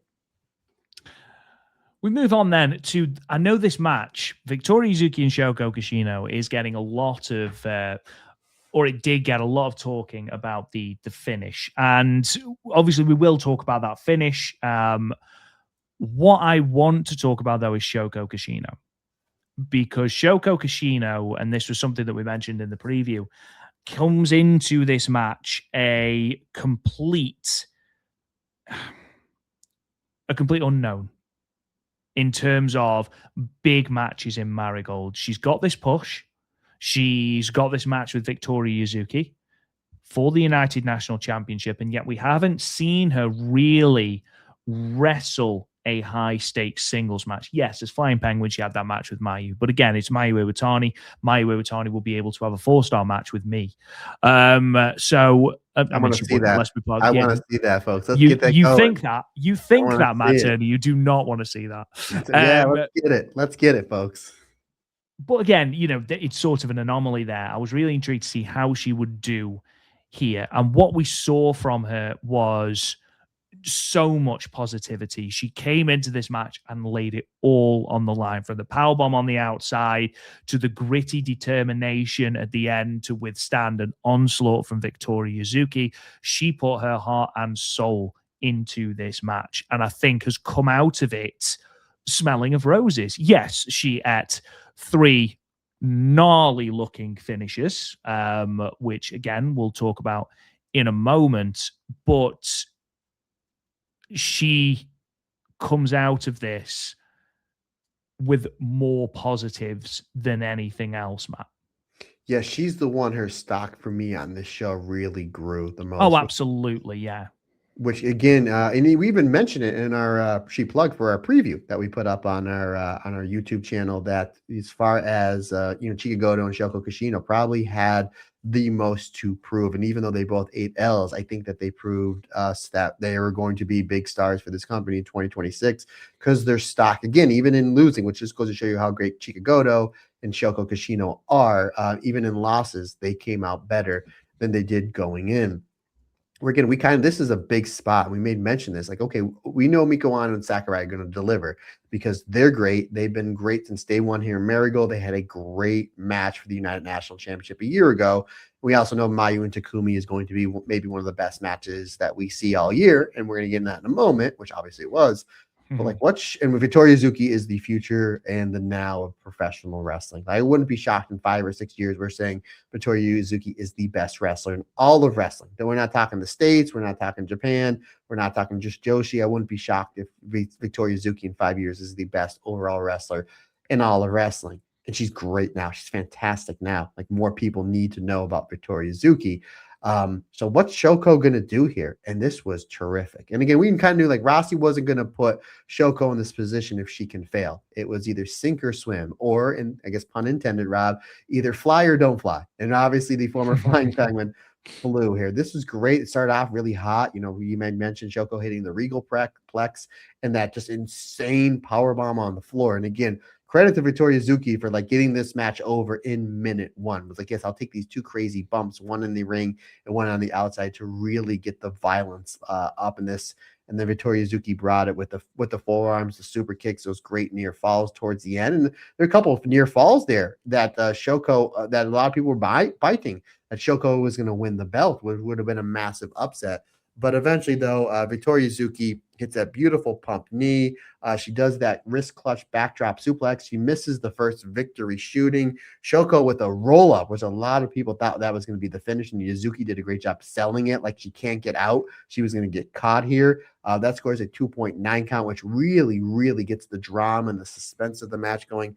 Excellent stuff there. Then Victoria Zuki hits two victory shootings and then the victory sunset off the top rope for the 3 count.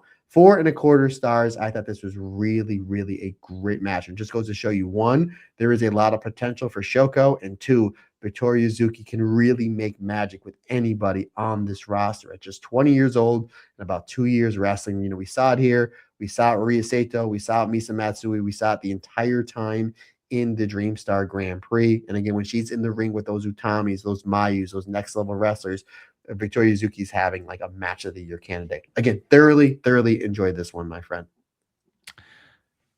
Obviously, a lot of the discourse online is about Yuzuki failing twice with the victory sunrise.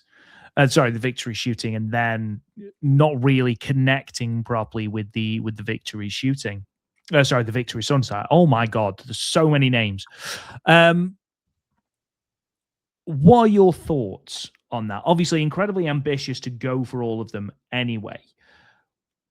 The last one, having failed to do the victory shooting twice, to then go to the top rope and attempt the victory sunset is bold, is brave, is ambitious.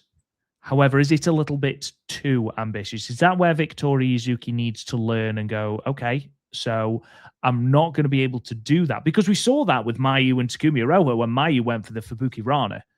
And it actually played into the match ultimately because Mayu's legs went. Do you think Victoria Yuzuki should have gone, right, okay, this isn't going to work. Should I just get the win with the rolling arrow? There's a lot of school of thoughts here. And me and you were right there during the finish where the first 2 right victories behind it as well. Yeah. And then I said, when she's going to the top rope, me knowing what I know in wrestling, I said, Rob, she's got more room to clear off the top rope. We have seen people trying to do running shooting star presses or standing moonsaults. You have more room to do it when you're on the top rope. So I was like, Now, we wouldn't be having this conversation if she hit that victory sunset 100% flesh, which we've seen her do before. It would just have been Yeah. like, okay, again, you have more room to move, more room to rotate, more room to be able to come down on your landing when you're doing it off the top rope. And she hit the victory sunset better than she did the two victory shootings. It just didn't come off, 100%. She's 20 years old. She's going to keep workshopping it. It's a great finish. It gets over. We saw how much it got over during the Dream Star, which again, she was the semifinalist and pretty much everybody's MVP in the tournament. This is something where it just didn't hit. We saw Sai Kamatani, with that match with Mina Shirakawa back in 2022, where it was a great match. Fortunately, everybody, because we live in a negative society, we need to get off that mindset. They remember that match for the finish of Saya Kamatani accidentally coming down and hurting Mina Shirakawa. Thank God Shoko wasn't hurt. Don't let that take away from this great match. Like, I see your No. point. I see a lot of people saying that. I just think we just live in such a negative mindset that this match was great. Victoria Yuzuki has a really cool finish that's getting over. Again, nobody got hurt, at least that I know of. So, which can happen. It can happen on a punch. We saw back in WWE that Pac Neville broke his leg on a baseball slide. Like, things can happen. So I got no problem with it. The finish didn't bother me at all. Again, she's 20 years old. We know she's in that dojo constantly. We've seen it in interviews, and we know she's constantly working. So it's something she's going to workshop to the point where she's going to constantly doing reps in practice, where she's going to eventually hit it 95% of the time. Absolutely perfect. Again, if she would have hit the top rope version of this absolutely perfect, we wouldn't be having this conversation. The negative Nancy's, the keyboard warriors online, wouldn't have said anything. But I think this is something that she's absolutely going to be able to hit almost perfect every single time, because she is such a hard worker that she's going to make sure that she absolutely perfects this. I think she knows that, like, I hit it, but nowhere near as well as I'd like, especially on a big show. So I think that's something that she's going to take with her into training. Probably already has, and is going to work on it. Again, 4.25 stars. I thought the match was great. I see people's points, folks, but like, let's just try to get off our high horse a little bit. Like, we're all human. We all make mistakes. Like, nobody's perfect. Again, we've seen her hit this move absolutely perfect several times before. When she did, I'm almost positive, Rob, and you would know, she hit this perfect on May Sakurai to win the belt, I believe, at Grand Destiny. She did. Yeah. So it's just like, it's going to happen. Sometimes, yeah. Yeah, it's going to happen again. Again, a lot of credit goes to both these two ladies for a really terrific match. Again, just don't let one or two bad apples ruin the bunch of what was ultimately a really great match. Again, a very overachieving match for both Shoko and Victoria Yuzuki.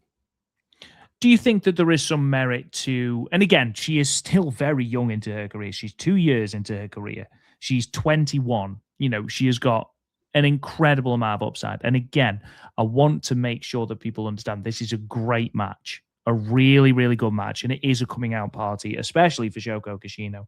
Do you think there is some merit, though, to the idea? Not necessarily, right, you messed up. Okay. Put that to one side. Do you think there is some merit maybe to the idea that Yuzuki maybe should have thought, right, okay, rather than betting on herself, she should have done something safer? Or are you sort of like, do you know what? No, she's hit it before, whatever. It's a big show. I would have done it. You know what I mean? Okay. And I mentioned to you again, going off the top rope, you need that big boom, 1, 2, 3. This isn't a roll up style match. Again, this is the match that needed to overachieve, because what's the next match coming? So if you kind of had it, if it needed to roll up, that I get, but it's just like, I'm sure when they put this match together, when I don't know how Rossi does his booking, again, knowing just what I know of being in wrestling, a lot of times the booker will be like, I want Matt over Rob with the big move. How's the brain buster? That's a big move. Or, hey, we want Rob over with a low blow and hooking of the tights. Okay, great. Do you want the feet on the rope? So I'm sure, like, again, I don't know how Rossi does his booking, but he might have been like, I want Yuzuki over in this much amount of time. Do you want a roll up finish? Do you want the big pay-per-view style finish? So maybe that's what was called for. So if Yuzuki called an audible and was just like, maybe I'm too tired, or I can't get out of my legs underneath me, which it does happen, Rob. Again, you play football. There is sometimes you get tired. They're just like, man, adrenaline dump or something happened where it's just like, you don't know how to gauge your energy. But I think she bet on herself. She went to the top rope. And again, it's not like the top rope version was a complete disaster. It didn't hit 100% as she would like, but I don't think it was anything that was just like, oh my God, that was awful. Like, no, I don't. I think this match merited the big top rope finish. And again, I said it a minute ago, I'll say it again. Had she hit that clean, we wouldn't have been having this conversation. But unfortunately, that didn't happen. I fully expect her to be hitting that move pretty well flush because again, she's terrific. Absolutely, she's tremendous. Speaking of tremendous, Mayu Iwatani and Takumi Iroha absolutely tore the house down as we knew they would. And again, I mentioned that Mayu Iwatani, the great Mayu Iwatani, still makes mistakes. She went for Buki Rana and messed it up. And actually, rather than, and I say the phrase messing it up, she fell from the ropes. But again, after taking what was a pasting at the hands of Takumi Iroha, it actually fit into the story that her legs had gone, so she needed to try something else. And eventually she won it with 2 moonsaults, which she hit perfect back to back. This was brilliant. This was really, really, really good. We know from what they've done prior in Stardom what they're capable of. Both are better wrestlers now than they were then. Both are more experienced. And that's what we saw here. We saw such a tremendous back and forth between 2 of the best in the Joshi game. And it really was a privilege to sit through it and watch it. I loved Saya Kamatani and Saori Anou. I preferred this one. I thoroughly enjoyed this match. It's my second favorite match just of this Wrestle Kingdom weekend, or this Wrestle Kingdom week, should I say. I thought these 2 made magic together. And I know that there are some people that say Takumi Iroha is on her way down, obviously with a history of knee injuries and stuff like that. I didn't see that at all.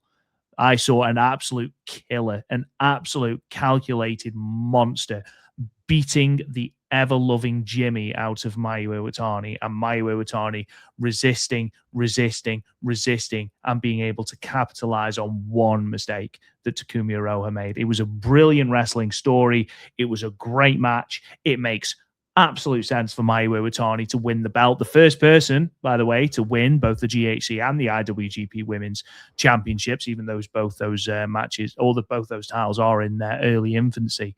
I thought this was tremendous, Matt. It felt like a big match show. No, and this was it. Oh, sorry. Now that I think about it, I think she's the third to win the IWGP because it was Kairi, Mercedes, Mayu, and then it was Koki, Takumi, and Mayu, right? I think I have that right. Yeah, I think so. You made mention of Mayu with the Fubuki Rana towards the end. If we remember that her final match in Stardom at All-Star Grand Kingdom against Shuri, my third favorite match of this past year, just behind Kamatani, Tam, and Momo and Azumi from the 5-star finals. That was my third favorite match of all of wrestling in 2025 was Shuri versus Mayu. And when Mayu didn't hit the Fubuki Rana at the end as clean as she liked, they actually made it into part of the match, which is exactly what they did here. Exactly what they did here. It was just like they took something that could have been bad and was just like they made it work, which goes to show you how great these 2 are and how great the chemistry they have. I did again just because we were going to be away. I was going to be away for 11 days.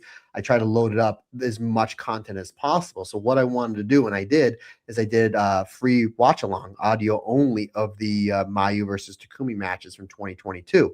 Just one, I wanted more content out there. 2, to be honest with you, I just really wanted to watch these matches and figured may as well put in like some content because I haven't seen them in maybe about 2 or 3 years. So I watched both of those matches from 2020 recently. They were both great. This match somehow was better. This, out of the 3 matches that they have had, was my favorite of the 3. This was great. I'm right with you, Rob. This was one of my favorite matches of the entire Wrestle Kingdom weekend, considering the amount of wrestling and amount of great wrestling that we saw is saying something. This is 5 stars. This is, in my opinion, Takumi's best match that I've ever seen her have.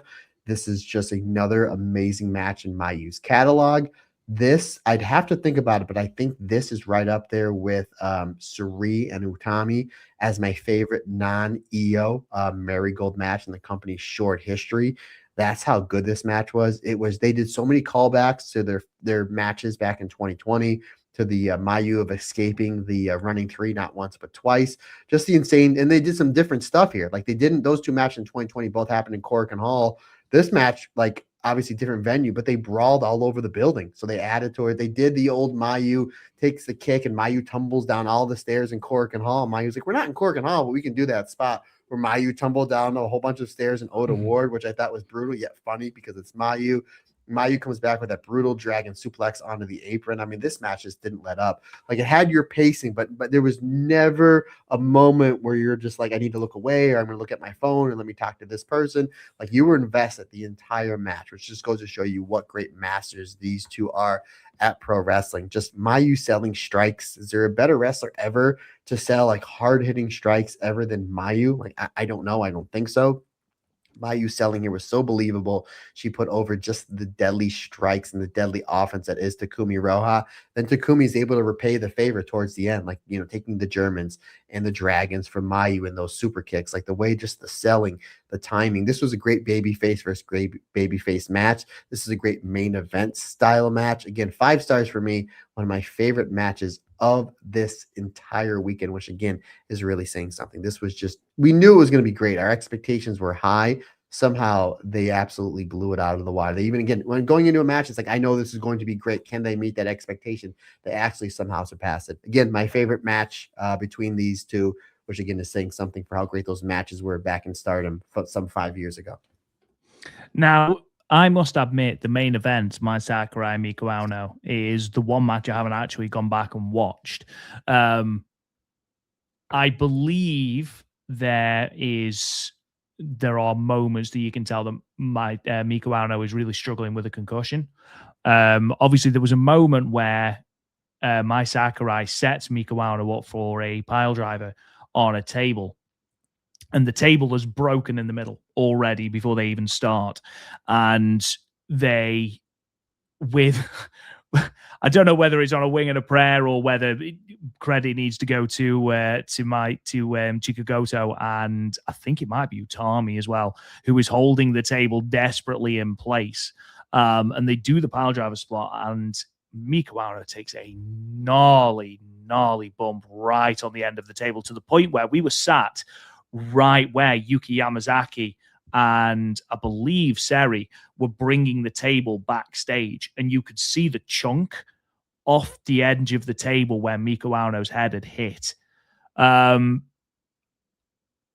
messy spot. It worked in sort of the way these two were wrestling. Obviously, we've seen these two just beat the hell out of each other throughout the build to this match, and apparently, again, I'll have to go back and watch it. Apparently, there are moments where you can tell that Miko Ano isn't quite all there.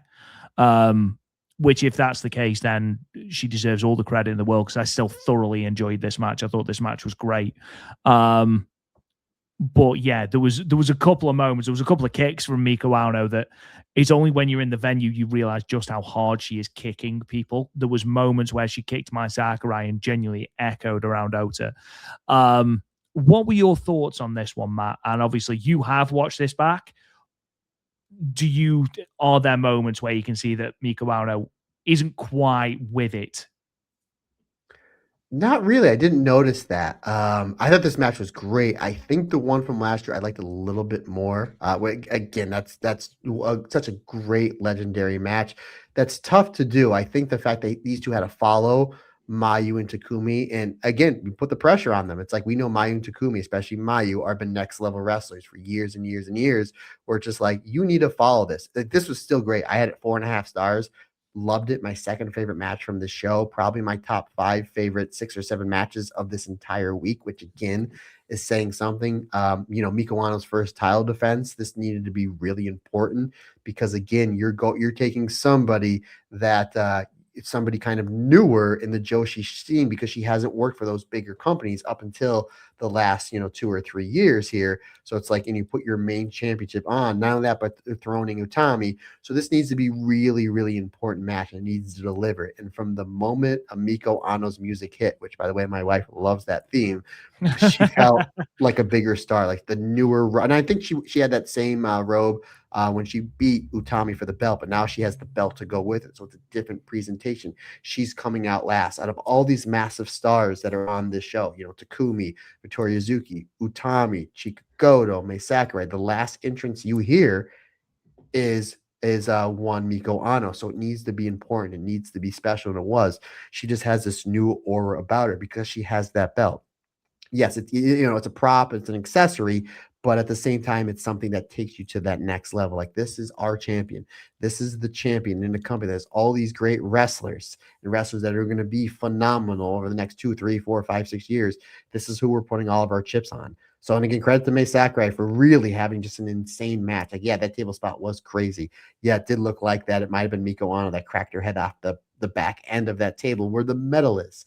The words of Jim Ross, there's nothing fake about that. There's nothing fake about that. Like, that was really the point where, like, you thought she was really hurt. And a lot of people in Old Award were like, is she really hurt? Because she kind of came down hard on that. We saw Sakurai was okay, kind of limping a little. And then once the referee went over to her, and I said, if the referee doesn't put the X up in the first 3 or 4 seconds, Miko Ano's okay. So they kind of just use that to build the drama. Like, okay, that's the last thing you want is have somebody get hurt.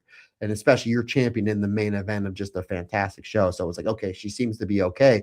Considering that people didn't know for the first few seconds if she was hurt or not, it just goes to show you just the danger and the drama of this match.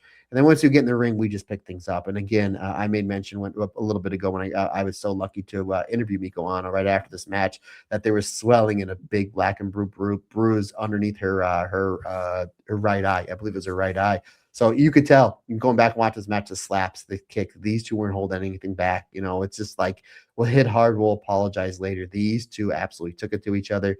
Great stuff from Mai Sakurai. She's a main eventer in this company. We saw it in Julia's final match in Marigold. We saw it with that great run as United National Champion. We saw it in the Dream Star back in 2024 and 2025 that whenever they're ready to pull the trigger on her, she can be a World of Marigold champion. She's got aura. She's great. She makes everybody in the ring better. She really gave Miko Ano so much stuff in this match. There was a top rope styles clash that Mai Sakurai kicked out, which again, they did tease in one match and hit it in another to the lead up to this. So again, if you watch all the lead up, which obviously we do, it added more to the drama. And the fact that Mai Sakurai was able to get out of that, which I thought was really great stuff.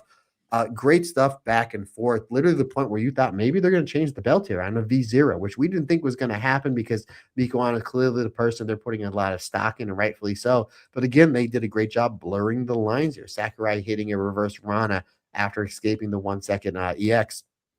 And then the Shining Black, and then Mai Sakurai hitting 3 snap backdrops back to back to back, and then locking on the STF, which was great. And again, I know, Rob, you didn't get a chance to watch this match back. Definitely do, because the commentary was great. Tom was great. Obviously, Sonny was great. Stu was great. But the commentary, especially from Stu in this match, because obviously Stu has the background in MMA, that when Sakurai puts on the Gogo Plata, he's really like, oh my God, we're going to see a new champion. And we're going to see a new champion. And you're like, oh my God, the commentator is saying we may see a new champion, because he knows shoot style wrestling. Really added to that moment in this match. And I highly advise anybody that hasn't seen this with the English commentary, go and watch it, because these three made this match feel so important, and the danger that is Mai Sakurai, a threat that she was to the belt. Ultimately, though, is Miko Ano just with just so many bomb after bomb after bomb, still can't put Mai Sakurai away. And then she basically hits a almost like a hammerlock version of the Fire Thunder Driver, which I know she has a cool name for, Rob, because I know you told me the next day. What's the name of this new super finisher for Miko Ano? Red Sensation.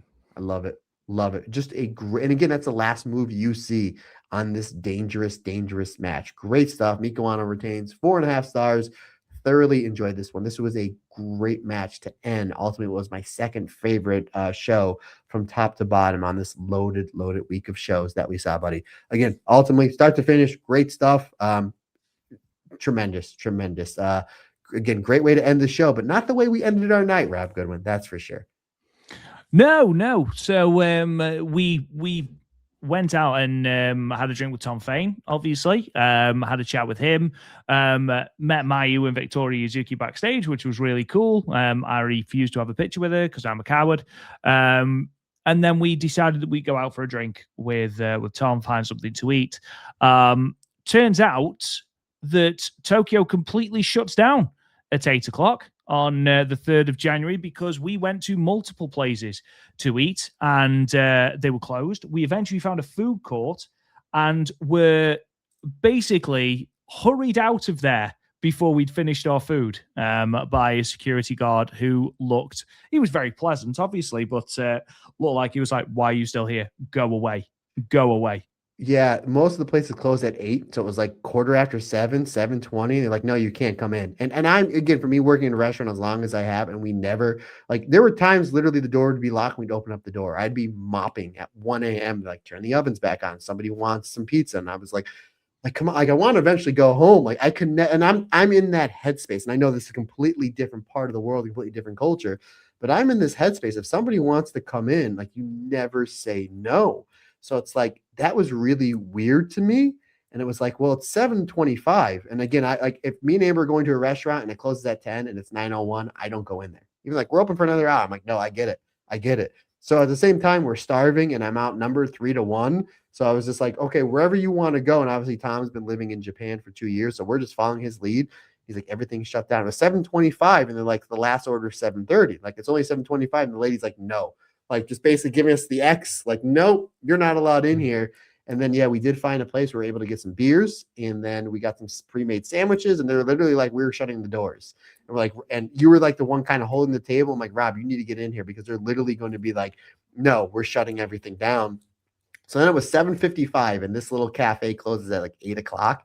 Security guy comes over. He's like, we close at 8. I'm like, okay, we have 5 more minutes. About 45 seconds later, he was like, you all need to leave. And I'm like, we still have 3 or 4 minutes before you guys close. And like, cut aside, you need to leave. Thank you. Cut aside, get out.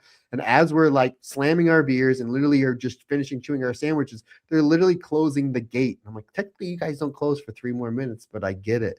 It was just a completely different, again, being Italian, working in restaurant, never saying no, always like whatever you need, we'll figure it out, whatever the customer wants. Like it was like, this is what we do, and this is when we close, and that's that. And I'm like, okay, cut aside.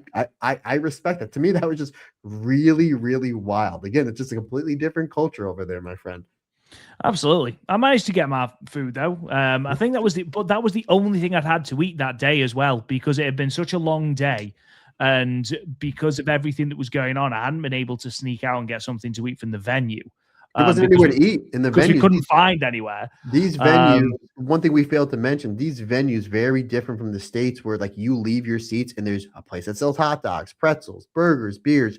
These and none of these venues, with the exception of the Tokyo Dome, which we'll get into, if you wanted a drink, it was vending machines only. That was it. And if you wanted food, you were SOL. You were SOL. Like you couldn't get any food anywhere when you're in the venue, which I thought like these venues are packed. They're losing money by not at least opening up like a hamburger stand or something where you get chips or something. So I thought that was really, really weird, buddy. But however, we did pack Cheez-Its into my bag. So my wife was very, very proactive. She packed a lot of snacks on this trip. She knows her husband can get very hangry. Yes, I was just going to say, 2 very hangry boys, I don't think would have made a very happy trip for Amber. So she packed well. She did well. That, of course, moves us on to our final day in Japan. And that was, of course, January 4th, where we were very lucky. We were able to see both the Tokyo Joshi Pro Show and Wrestle Kingdom 20 as well. It was 10 o'clock, Matt. We were outside Korakuen Hall. And there was only one way to celebrate the coming of this great day, and that was by slamming 2 Sapporo beers. But you were not impressed. No, and we did have Strong Zeros a few days before. They were terrific. Thoroughly enjoyed the Strong Zeros. Obviously, dangerously so. Oh, you're not kidding. Sapporo beer. Obviously, we support Micah. We love Micah. Fantastic wrestler, a great person, and we know that Micah supports the Sapporo beer. So I'm like, we're gonna have some Sapporo beers. Now, Rob, going in 2026, I'm trying something not different, but I'm trying to be more positive than I already am. How? How are you being more positive? That's my goal, my man. So what I'm going to say is, instead of me disliking something, I'm going to say, like, instead of saying these Sapporo beers weren't good or they were awful, I'm going to say these Sapporo beers were nowhere as good as Miyu Watanabe versus Suzumi. That's what I'm going to be saying. So there's a match that we're reviewing. Like, Matt, what'd you think about this match? I was like, you know what? It wasn't nowhere near as good as Shawn Michaels versus Bret Hart from WrestleMania 12. That's the spin I'm going to put on things now, my friend. So these Sapporo beers, Rob, they were nowhere near as good as Suzumi versus Miyu Watanabe. And I will leave it at that, good sir. No, they were fine, I think is probably the best way of describing it, which I think the way we'd hyped them up we'd hyped them up like it was the second coming of Christ, and it was just a beer, which I think was a little bit disappointing. But of course, I was going to Corrigan Hall, and that meant more fried chicken. So of course, I wasn't necessarily upset by that. Of course, Matt, you've already said that yourself and Andy have done a full review of the 4th of January Tokyo Joshi Pro Show on Talk Joshi. That is currently up on your feeds now, so go and check that out. But this was really my first full sort of dive into Tokyo Joshi Pro, and there was a couple of moments where I was like, oh my god, what am I watching? The horse race in particular, the match between Hyper Misao and Shoko Nakajima, where effectively each of them bet on a horse, the horse being a rookie from Tokyo Joshi Pro, who had to then do 3 laps of Corrigan Hall. And the winner was the person who completed those 3 laps the first. It currently has a rating of over 7.5 on Cage Match, which is wild. I was watching it going, what on earth is happening? I do not understand this at all, but that's by the by, I suppose. We had 2 tremendous matches on this card. I thought that Mirai Narisu Endo was fantastic. I thought Suzumi and Miya Watanabe was phenomenal. Absolutely phenomenal. I'd seen a little bit of Suzumi. I believe did I watch a match from Grand Princess last year? Did she defend the belt against Arisu? I think she defended the belt against Arisu, and that was the match I saw. So I thought she was good. However, completely new light in this match with Miya Watanabe. Miya Watanabe is an absolute, just bona fide star in Joshi. I thought she was absolutely incredible. I also thought the tag match was pretty good. But yeah, those 2 matches, Mirai Narisu Endo and Miya Watanabe versus Suzumi, absolutely different level. That main event was, to be able to get into my top 5 or my top 3, considering the matches that I saw over the weekend, was pretty damn impressive, and that's exactly what this match did. Miya Yamashita and J-Rod also looked like they were setting something up as well, so that's very exciting. There was lots of really good moving parts on this TJPW show. Long show, but a really, really good show. And again, it was the show that I was most excited about in many, many ways.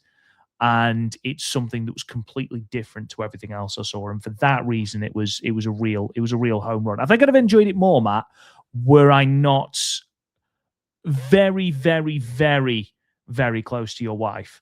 We were crammed into those bleachers, were we not? Yeah, again, we didn't know where our seats were just because I just went and got 3 tickets. So it was like, once we, I believe it was Andy was like, no, you're not that far away from me. So we were in the bleachers. Really great. Again, there's not a bad seat in Corrigan Hall. No, there isn't. We were actually shown on the feed because I know Andy Zyke from Tokyo Joshi Pod, which again, folks, I know a little bit about Tokyo Joshi Pro. We're diving more deep into it. Loving what I'm seeing to Andy Zyke over at Tokyo Joshi Pod. He is the expert.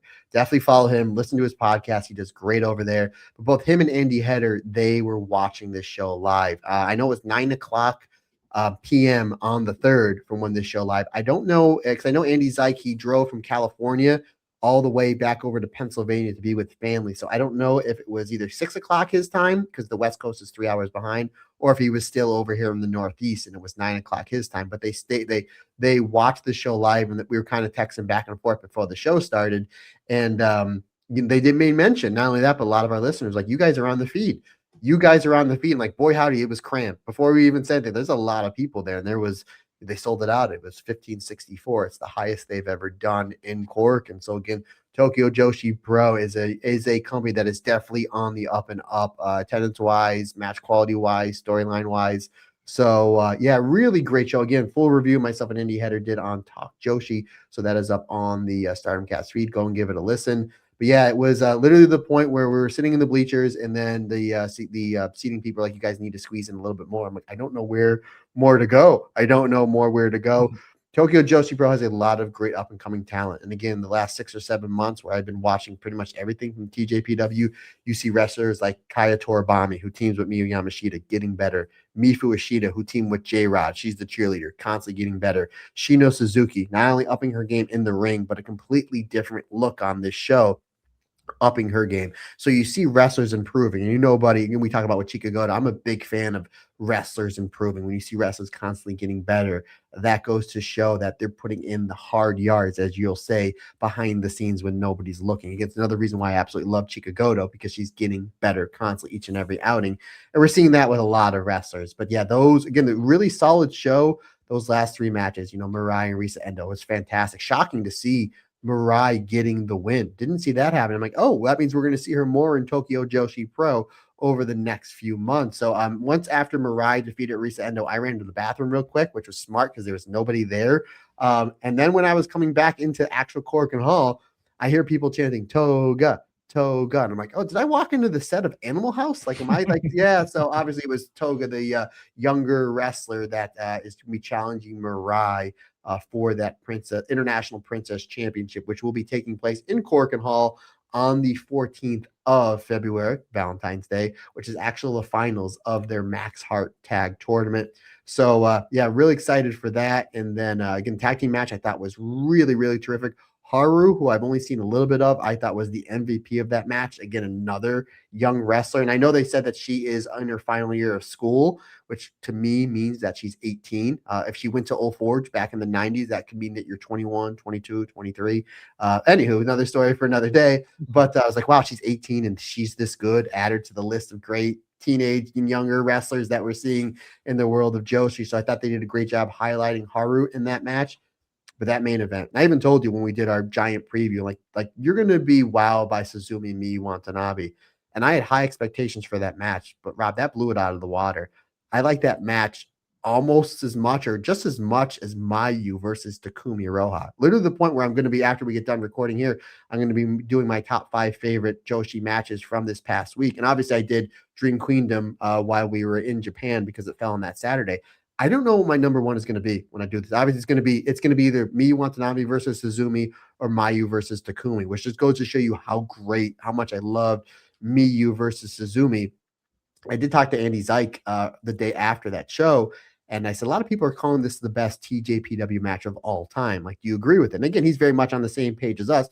It's subjective. You can like what you like, but he did point out, and I highly recommend for you to go watch these matches, the main event of Grand Princess 2024 of Miyu Watanabe versus Miyu Yamashita. Great match. I actually watched it twice on the plane ride home. I've seen it before. Really, really terrific stuff. So that one is up there. And again, All Rise from 2024, Miyu Watanabe versus one Shoko Nakajima from Korakuen Hall. That one is up there as well. And I think Andy Zeik agrees with me as well. And the common denominator is those 3 matches, which is basically probably 3 of the best matches in TJPW history. They all have Miyu Watanabe in them. So that really goes to show you just what a next level star that she is right now. So great show with just a must-see main event. I've actually watched this match more times, Rob, than I watched Sai Kamatani versus Soriano.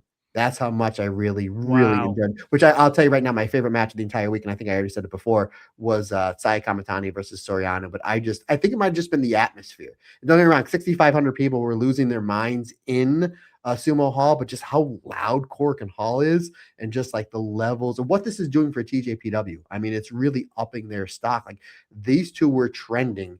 And Tokyo Joshi Pro was trending in the United States after this match. So it's, again, I just love seeing any professional wrestling company constantly doing better. I don't care if it's WWE, Marigold, Stardom, Oz Academy, TJPW. I just want to see wrestling constantly grow. And this is doing big, big things for TJPW. And this was a really great appetizer for what we're about to see in the next few hours, good sir. Yeah, speaking of that, I mean, obviously we moved to the Tokyo Dome, and we sort of said with the Budokan show, with Korakuen Hall, even with Sumo Hall, there was venues where we walked in and we're like, oh my God, we're here. And the enormity of what we were going to see with Hiroshi Tanahashi, I had no idea just how iconic Hiroshi Tanahashi is in Japan.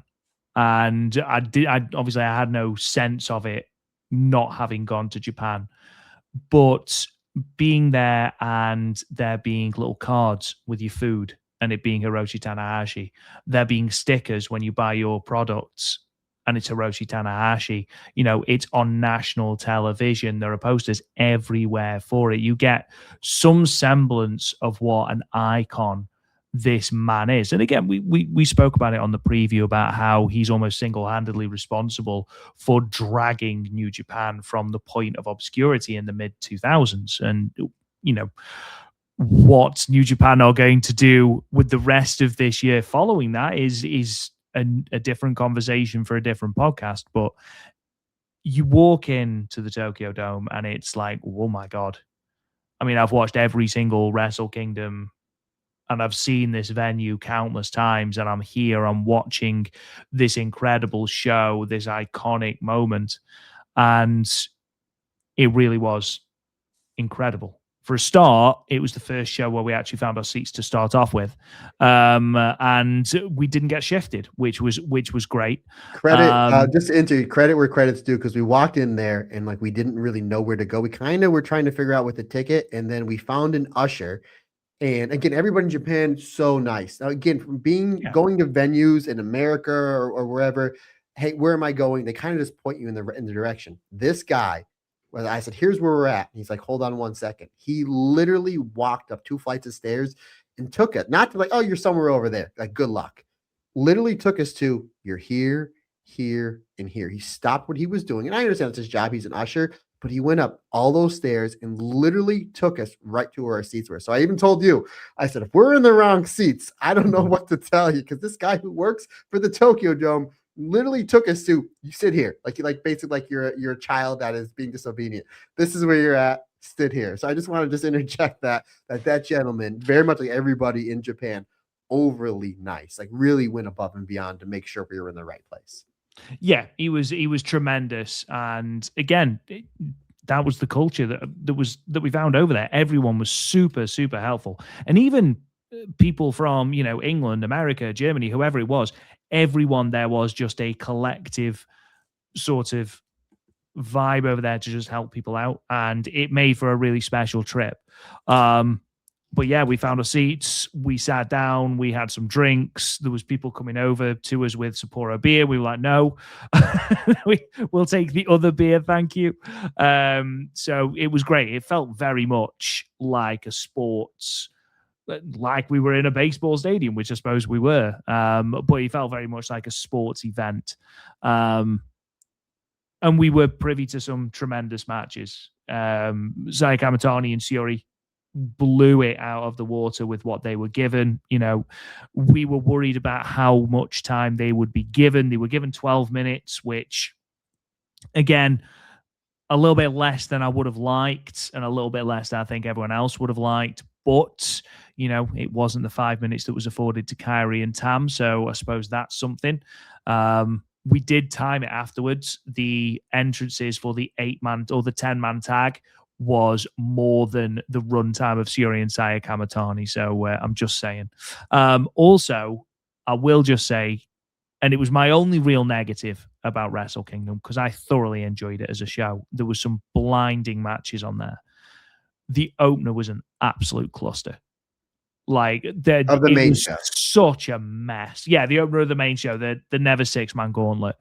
Like, there was no way of seeing what team was in the ring, or who'd already been eliminated, because the screens were taken up with the entrances. So the entrance music and the entrance videos would be playing, but someone will have been eliminated in the ring. But there was no way of establishing who'd been eliminated in the ring. So by the time that TMDK won the match, I still thought that House of Torture were in. I didn't know House of Torture had been eliminated. And yeah, it was just a massive cluster, and it took far too long. But that's my one criticism, because everything else was great. Saya and Shiori did brilliantly. I thought Aaron Wolf, considering he is a rookie, full credit to Evil. Evil deserves all of the praise in the world, because he and Aaron Wolf put on an absolutely fantastic match. And Aaron Wolf obviously deserves an incredible amount of credit, looks like a very special talent, but Evil led that match. And Evil did a tremendous job of making Aaron Wolf seem like an absolute superstar. I mean, the guy is over, like insanely over, perhaps just behind Hiroshi Tanahashi. He was the most over person in the Tokyo Dome, Aaron Wolf. So full credit there. I thought that was a really good match. Suji and Takeshita put on an absolute blinder, an absolutely incredible match. And Suji has brought back the V4 version of the IWGP Heavyweight Championship. He's restored the lineage, which I never understood why you got rid of that anyway. So Suji's now number one babyface in New Japan for me. And then, dude, that main event. The fact that I was there will always be something very, very, very special, because that match that we witnessed between Kazuchika Okada and Hiroshi Tanahashi, for me, and I am incredibly biased. I was there. It's my favorite match of all time. I know that Meltzer has given it 6 stars. Again, I think it's sort of, for me, surpasses match rating. It felt completely different to everything else we'd seen. Miya Watanabe and Suzumi was tremendous. Saori Anou and Saya Kamatani was tremendous. Mayu Iwatani and Tsukumi Oroa was tremendous. This felt like something completely different. And to be present for it felt incredibly special. And you felt like you were a part of something bigger. Overall, and it just considering the man's knees, Tanahashi, I mean, considering his knees are held together on nothing more than sellotape, a wing, and a prayer, I thought he pulled out just an absolutely outstanding performance. Kazuchika Okada was impeccable, as he so often is. Incredible match, Matt Turner, and certainly one of, if not my favorite matches I've ever seen. It's moments that you remember. Like, I put this, I'm so lucky. I've seen so many great matches live, obviously working for Ring of Honor there, but like as a fan, just growing up, so many great matches live. And I think it was either you or Chad, which, by the way, Chad said hello as always. Love the man. When we were walking into the link, when we were in Philadelphia, so you or Chad said, "What's your favorite match you've ever seen live?" And me and my cousin both looked. We already knew what we were going to say. It's Hogan and Rock at WrestleMania 18. That match took place in 2002. So you're looking at almost 24 years ago, and I remember 24 years ago me looking at my buddy Jeff, and I'm like, when Hogan came out, I'm like, I can't hear you. Like, I remember, and I will remember that. If I live to be 100, I'll remember that. I will remember Okada versus Tanahashi, how I felt, how everybody looked, until the day that the good Lord takes me, because just it's moments. It's absolutely. Was the match terrific? Absolutely. Absolutely. As far as the whole Tanahashi, almost like week experience, we wind up finding the New Japan shop, and you couldn't even see inside because it was all full of like Tanahashi stuff. Like, it was like giant stickers of Tanahashi. And then as you're walking to the Tokyo Dome, those flags, everything was Tanahashi. Like, they sold this out pretty much on one match. Like, Kamatani and Sherry was just extra. Suji versus Takeshita was just extra. And again, great matches. But like, this whole Tanahashi, the whole experience was just, you can't put a star rating on it. The match from bell to bell for me is 5 stars. I get Meltzer saying 6. I totally get you saying it's the best match you've ever seen live. I hear some people saying it's Tanahashi's best match ever, which again is subjective. You can like what you like, but the whole Tanahashi experience, I rank right up there with Hogan and Rock. And again, considering we're still talking about Hogan and Rock 24 years ago, and we will be talking about that match forever and ever and ever. It has its own legacy. And this match is right up there for me. Just incredible stuff. And again, the match, if you're just grading it on a match, like, this wasn't Tanahashi's retirement match. This was copy and paste. You're putting this match in, Osaka Joe Hall. It's still a 5-star match, but you just add 51,000 people, the most they've ever done for a Wrestle Kingdom, the most the Tokyo Dome has drawn in a long time for professional wrestling in that stadium. The fact that we planned this trip out like 14 months in advance, we didn't know it was going to be Tanahashi's last match. We just got lucky and we were able to be there for it, which is a completely different feel. Just looking around and everybody like just, crying and in tears, and just all the Tanahashi merch that people were wearing to say goodbye to the ace for what has he done for professional wrestling. We saw the last 3 or 4 years that the man's body is breaking down. but whatever was left from that gas tank, he left it all in the ring, putting on one of the best performances that he's done in quite some time. Again, a lot of people think it's the best Tanahashi match of all time, which is saying something for the body of work that he has done over the last, 25, 26 years. But just that experience was just incredible. Okada's, in my opinion, his best bell-to-bell match in quite some time. And he's been having some great ones in AEW, but it was like a lot of the Rainmaker was put out in that match. And the fact that he had to go back to the Rainmaker to put away Tanahashi, because nobody kicks out of the Rainmaker. Like, they did a great job protecting that move over the last 7 or 8 years. And when he kicks out, Okada's like, I need to go back to the Rainmaker. And he kind of turns babyface towards the end when everybody's chanting "Go Ace, Go Ace," and he's like pointing at Tanahashi. Like, the more they would chant "Go Ace," the louder that they would get, the more energy Tanahashi had. Tanahashi gets up, Okada slams, hits the top rope elbow drop, and then does the Rainmaker pose. So the fact that he couldn't be jerk Okada, he's like, if I need to put Tanahashi away, I need to go back to what I know, being the Rainmaker, because it's worked before. And that's what ultimately puts away Tanahashi. I loved the rear naked choke into the Shibata kick. I thought that was great.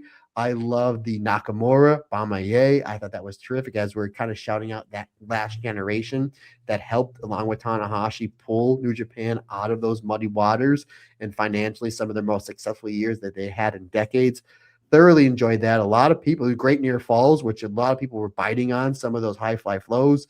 Tanahashi, again, really, really put the pedal to the metal. Really, really great match. Let's kind of hit the rewind button real quick. Saya versus Shuri was actually my wife's favorite match of the entire weekend. My wife loves Saya Kamatani. The fact it only went 12 minutes, Meltzer gave it 4.5 stars. I gave it 4.5 stars. Just think what those two wrestlers can do when they eventually pull the trigger on a red belt match and they get 20 some odd minutes. Because again, Rob, you've seen every Shuri match since she's been in Stardom. You've seen every Saya Kamatani match since she's been in Stardom. I pretty much am right there with you. We know Shuri and Saya, their sweet spot is when they're at 21, 22, 23 minutes. We've seen it in Shuri's red belt run. We've seen it in Saya's current run and her Wonder run. So just think, if you were to take that match and then add 7, 8, 9, 10, 11 more minutes, how great that can be. Can really be next level. I thought they were great. Aaron Wolf, as a rookie, they smoked and mirrored that match to the right point. All made sense. Everybody's cheering Aaron Wolf, everybody's booing Evil. Let's add more cheating to it, just so we can kind of hide Aaron Wolf's weaknesses, which in a year or two he'll have next to none. So I thought that was great. Tsuji and Takeshita got 5 stars from the Observer. I was right there as well. I thought that was terrific. But ultimately, when we talk about this show, we're going to be remembering it for the great match that was Okada Tanahashi, and the great, again, the whole package, because then you get the big retirement ceremony, which we saw Jay White, Will Ospreay, Kenny Omega, Muto. We got to see Fujinami, which I believe him and Muto were like kind of 2 of the original trainers of Hiroshi Tanahashi. Really great stuff. Naito came out, which again, it was just weird stuff for Naito. He took forever to get to the ring. Bushi missed it, the flowers of Tanahashi. And then Naito basically cut a promo saying he may never wrestle in New Japan again. Shook Tanahashi's hand and then spit in Tanahashi's face, which is weird for how much love has been shown to Tanahashi that entire night. The final thing you see was Naito spitting in Tanahashi's face, which I thought was really, really strange. But whatever. Naito's a massive star. He got one of the biggest reactions of the whole show, considering he wasn't advertised to be on it and no one knew he was going to be there. I thought this was the perfect way for Tanahashi to go out. Maybe the best retirement match of all time. Put up there with Kobashi, the final burning. Flair and Michaels was great, but at the same time, it wasn't. Eventually, not Flair's retirement, but just bear with me. I do like how, Rob, we do have 2 retirements in the last 2 weeks of 2 of the biggest stars ever in pro wrestling, John Cena and Hiroshi Tanahashi. And John Cena's motto is never give up. And Hiroshi Tanahashi's motto is I'm never tired. Where John Cena, on his Shield, final thing, what did he do? He gave up. Tanahashi, his post-match promo said, I'm retired now. I'm finally tired. So it's really cool how they preached that. And at the very end, it was just like, okay, I'm going to give up now because I'm done. That means I shut the door. And even Tanahashi's like, I'm tired now. I also like because obviously, I'm a massive Shibata fan. I like how Shibata came in. I'm like, it's really weird how everybody's dressed up in suits. And it looks like that Shibata is about to teach like a wrestling training class, which I thought was weird. Then we find out why. Like, he takes his shirt off, they lock up, and then they chop each other. It was like, okay, Shibata, he's the best. So good, so good. Why the hell not is what I ask. Why the hell not? Yeah, it was strange. Obviously, but Naito, maybe if they'd have taken some of the time off Naito's entrance, we could have had more Vasuri and Saya. But there we are. Who am I to tell Naito what to do? To be fair, he might have needed to take that long to get to the ring. It might have been his knees. Speaking of Tanahashi being tired, did you see during the press conference when Tsuji officially announced that they were reinstating the lineage of the IWGP Heavyweight Championship, and Tanahashi walked off, and God, that man's knees. Please go and get the surgery you so desperately need, my friend. You have, good God, have you earned it? Good God, have you earned it? Yeah, it was such a good match, such a good show, such a good night, and such a great way to end the trip. Obviously, Saya Kamatani did come out afterwards and say, "I'm beat up. I'm taking some paid leave until February 7th," which I think is fair enough. She has been pretty much non-stop ever since, and I think the beating she took at the hands of Cioriano sort of put a kibosh on it. But yeah, that's going to be great. Obviously, I then went home. That was sort of my final bow, and what a final bow. But Matt, you stuck around a bit and got mic'd by the sounds of it. Well, real quick, buddy, your last meal, you wanted to try sushi. You had tried sushi. God, yes. And let's just say it wasn't as good as Okada versus Tanahashi. You see how I'm kind of playing that up? Yes, I made the mistake of saying, right, we're going to go and get sushi. It's my final night in Japan. I can't go home from Japan having not had sushi. And we went to this place, which was an actual sushi place. And I thought, do you know what? I'm just going to get this trying platter, basically this sample platter. And what I should have done is have what Matt and Amber had, which was like the sushi rolls. I thought, Andy Header helped me up. Andy Header is a big fan of sushi. I texted him. I text where we were texting back and forth during the TJPW show. I said, "Hey, I know you like sushi. What's some good sushi?" He goes, "Me and Kelly, his girlfriend, just had it last night." And he's like, "You got to have spicy tuna," which was great. But obviously, yours wasn't as good as what we had. No, I had some sort of sushi beginning edamame sushi, which is traditional Tokyo style sushi. But it is literally just raw fish duvets on top of huge hunks of rice, which again, I like fish, I like rice, not an issue. What I made a mistake doing was when we ordered it, I said, yeah, I'll have some wasabi. Now, I assumed that the wasabi would come as a side dish. But no. Surprise wasabi. It was inside the sushi roll, which, yeah, it was too much. It was too much. It ruined the taste of it. It was just, yeah, it wasn't for me, which was slightly disappointing. But I've tried it now. That is the main thing, Matt. And you and Amber had nice ones. So that's the main thing. No, we want to make sure that everybody had a good time. This was, again, I range from some of the best food I've ever had to some of the worst food I've ever had. So you're just trying different things.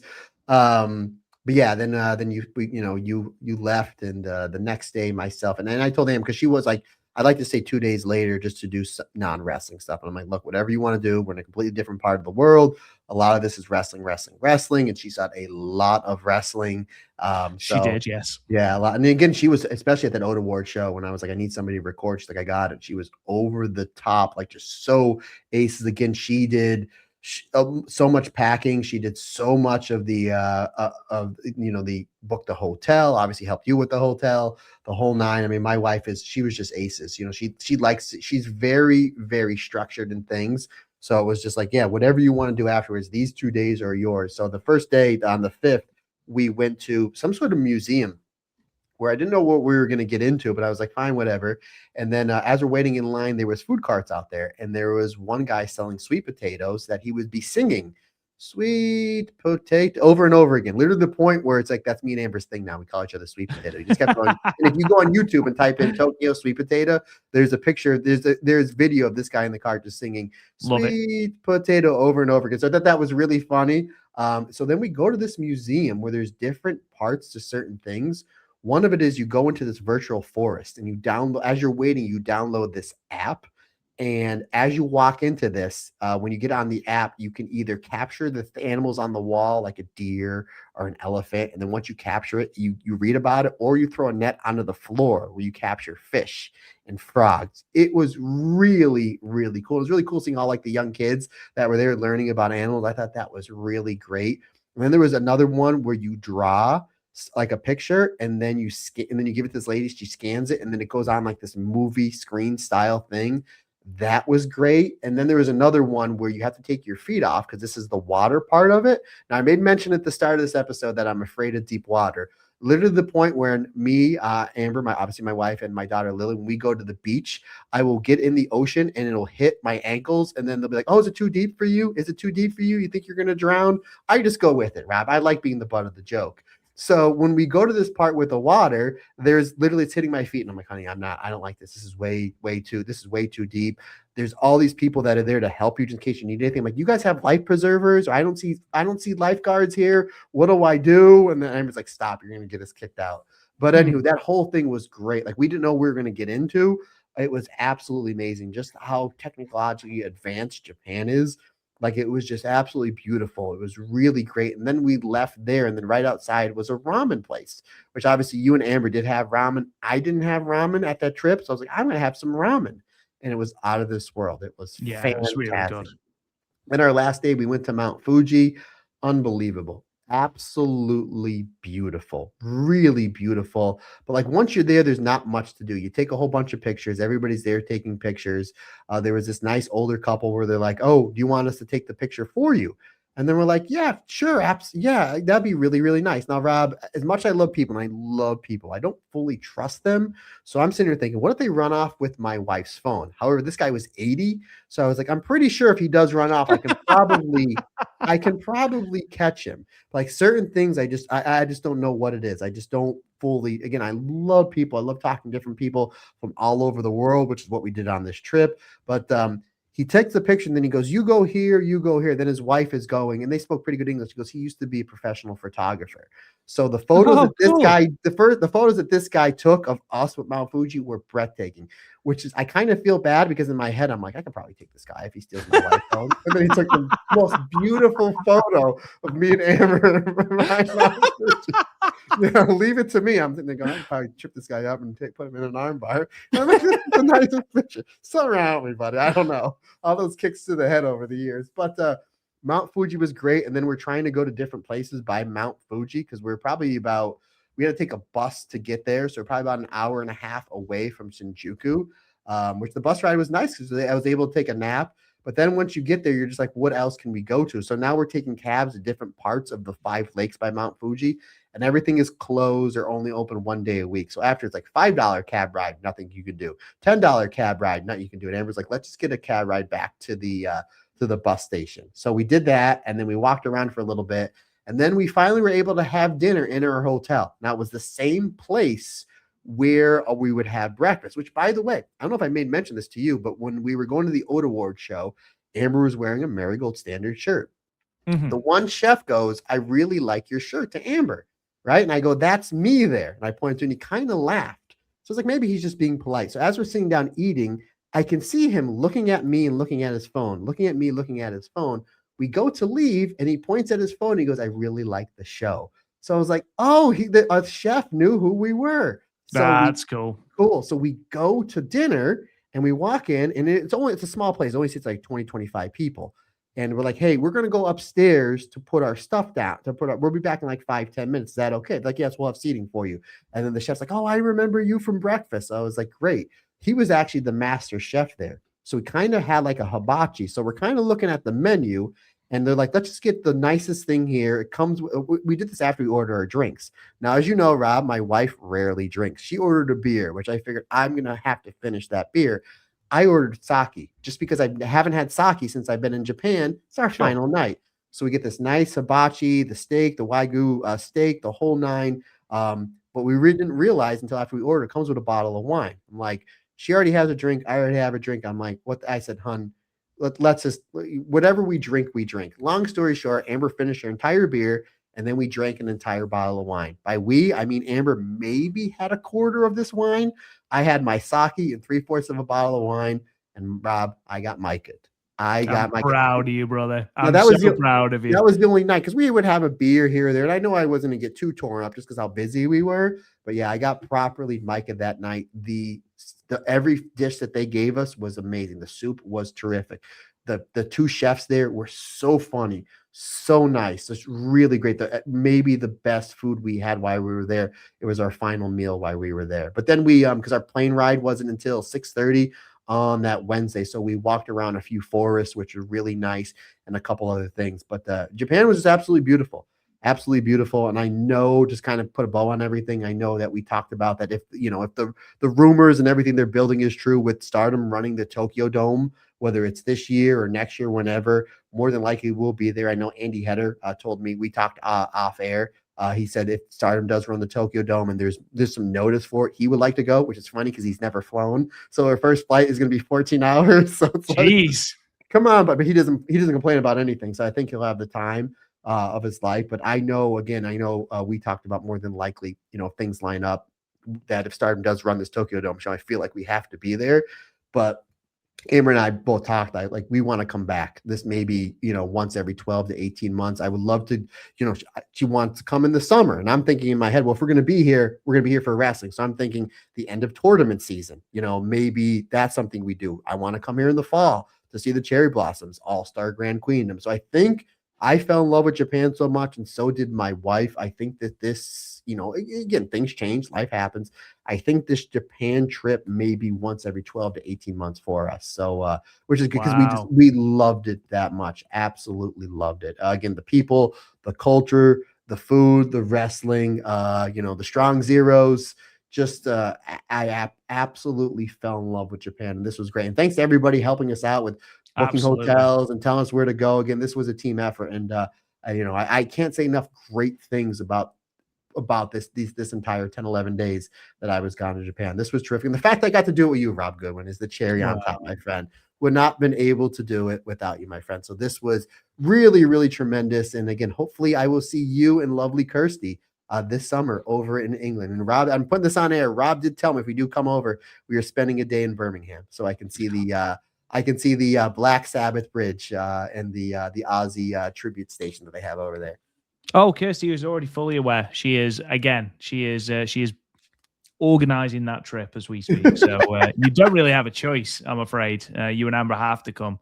But no, it was an absolute pleasure, obviously, doing this with you, my friend. It was a dream of both of ours to go. We've done that, and it's a beautiful country, and I encourage you, if you're on the fence about going, if you've sort of always wanted to go, do your best to go. The flights are expensive, but it is the most expensive thing. I think it's fair to say, Matt, that you said it earlier in the podcast, the yen is really good for, us on the pound and yourself on the dollar. It does mean that food is really quite cheap. I don't think hotels are extortionate either. Travel around Tokyo especially is really, really simple once you get a hang of the train system. And as a country, it's beautiful. As a people, they are absolutely lovely and will do whatever they can to help you.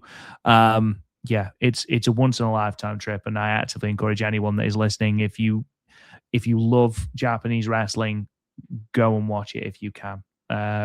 It really is an experience, and it completely changes your perception of wrestling. So yeah, definitely go and check that out. But Matt Turner, we've been going for almost 4 hours, good sir. It's probably about time that we wrap this bad boy up. Obviously, we'll be back to our usually scheduled programming next week. The Stardom cast will be going through the 2 Shinjuku shows and the 2 Korakuen Hall shows from this weekend. Marigold will be talking about the upcoming Korakuen on the 12th of January.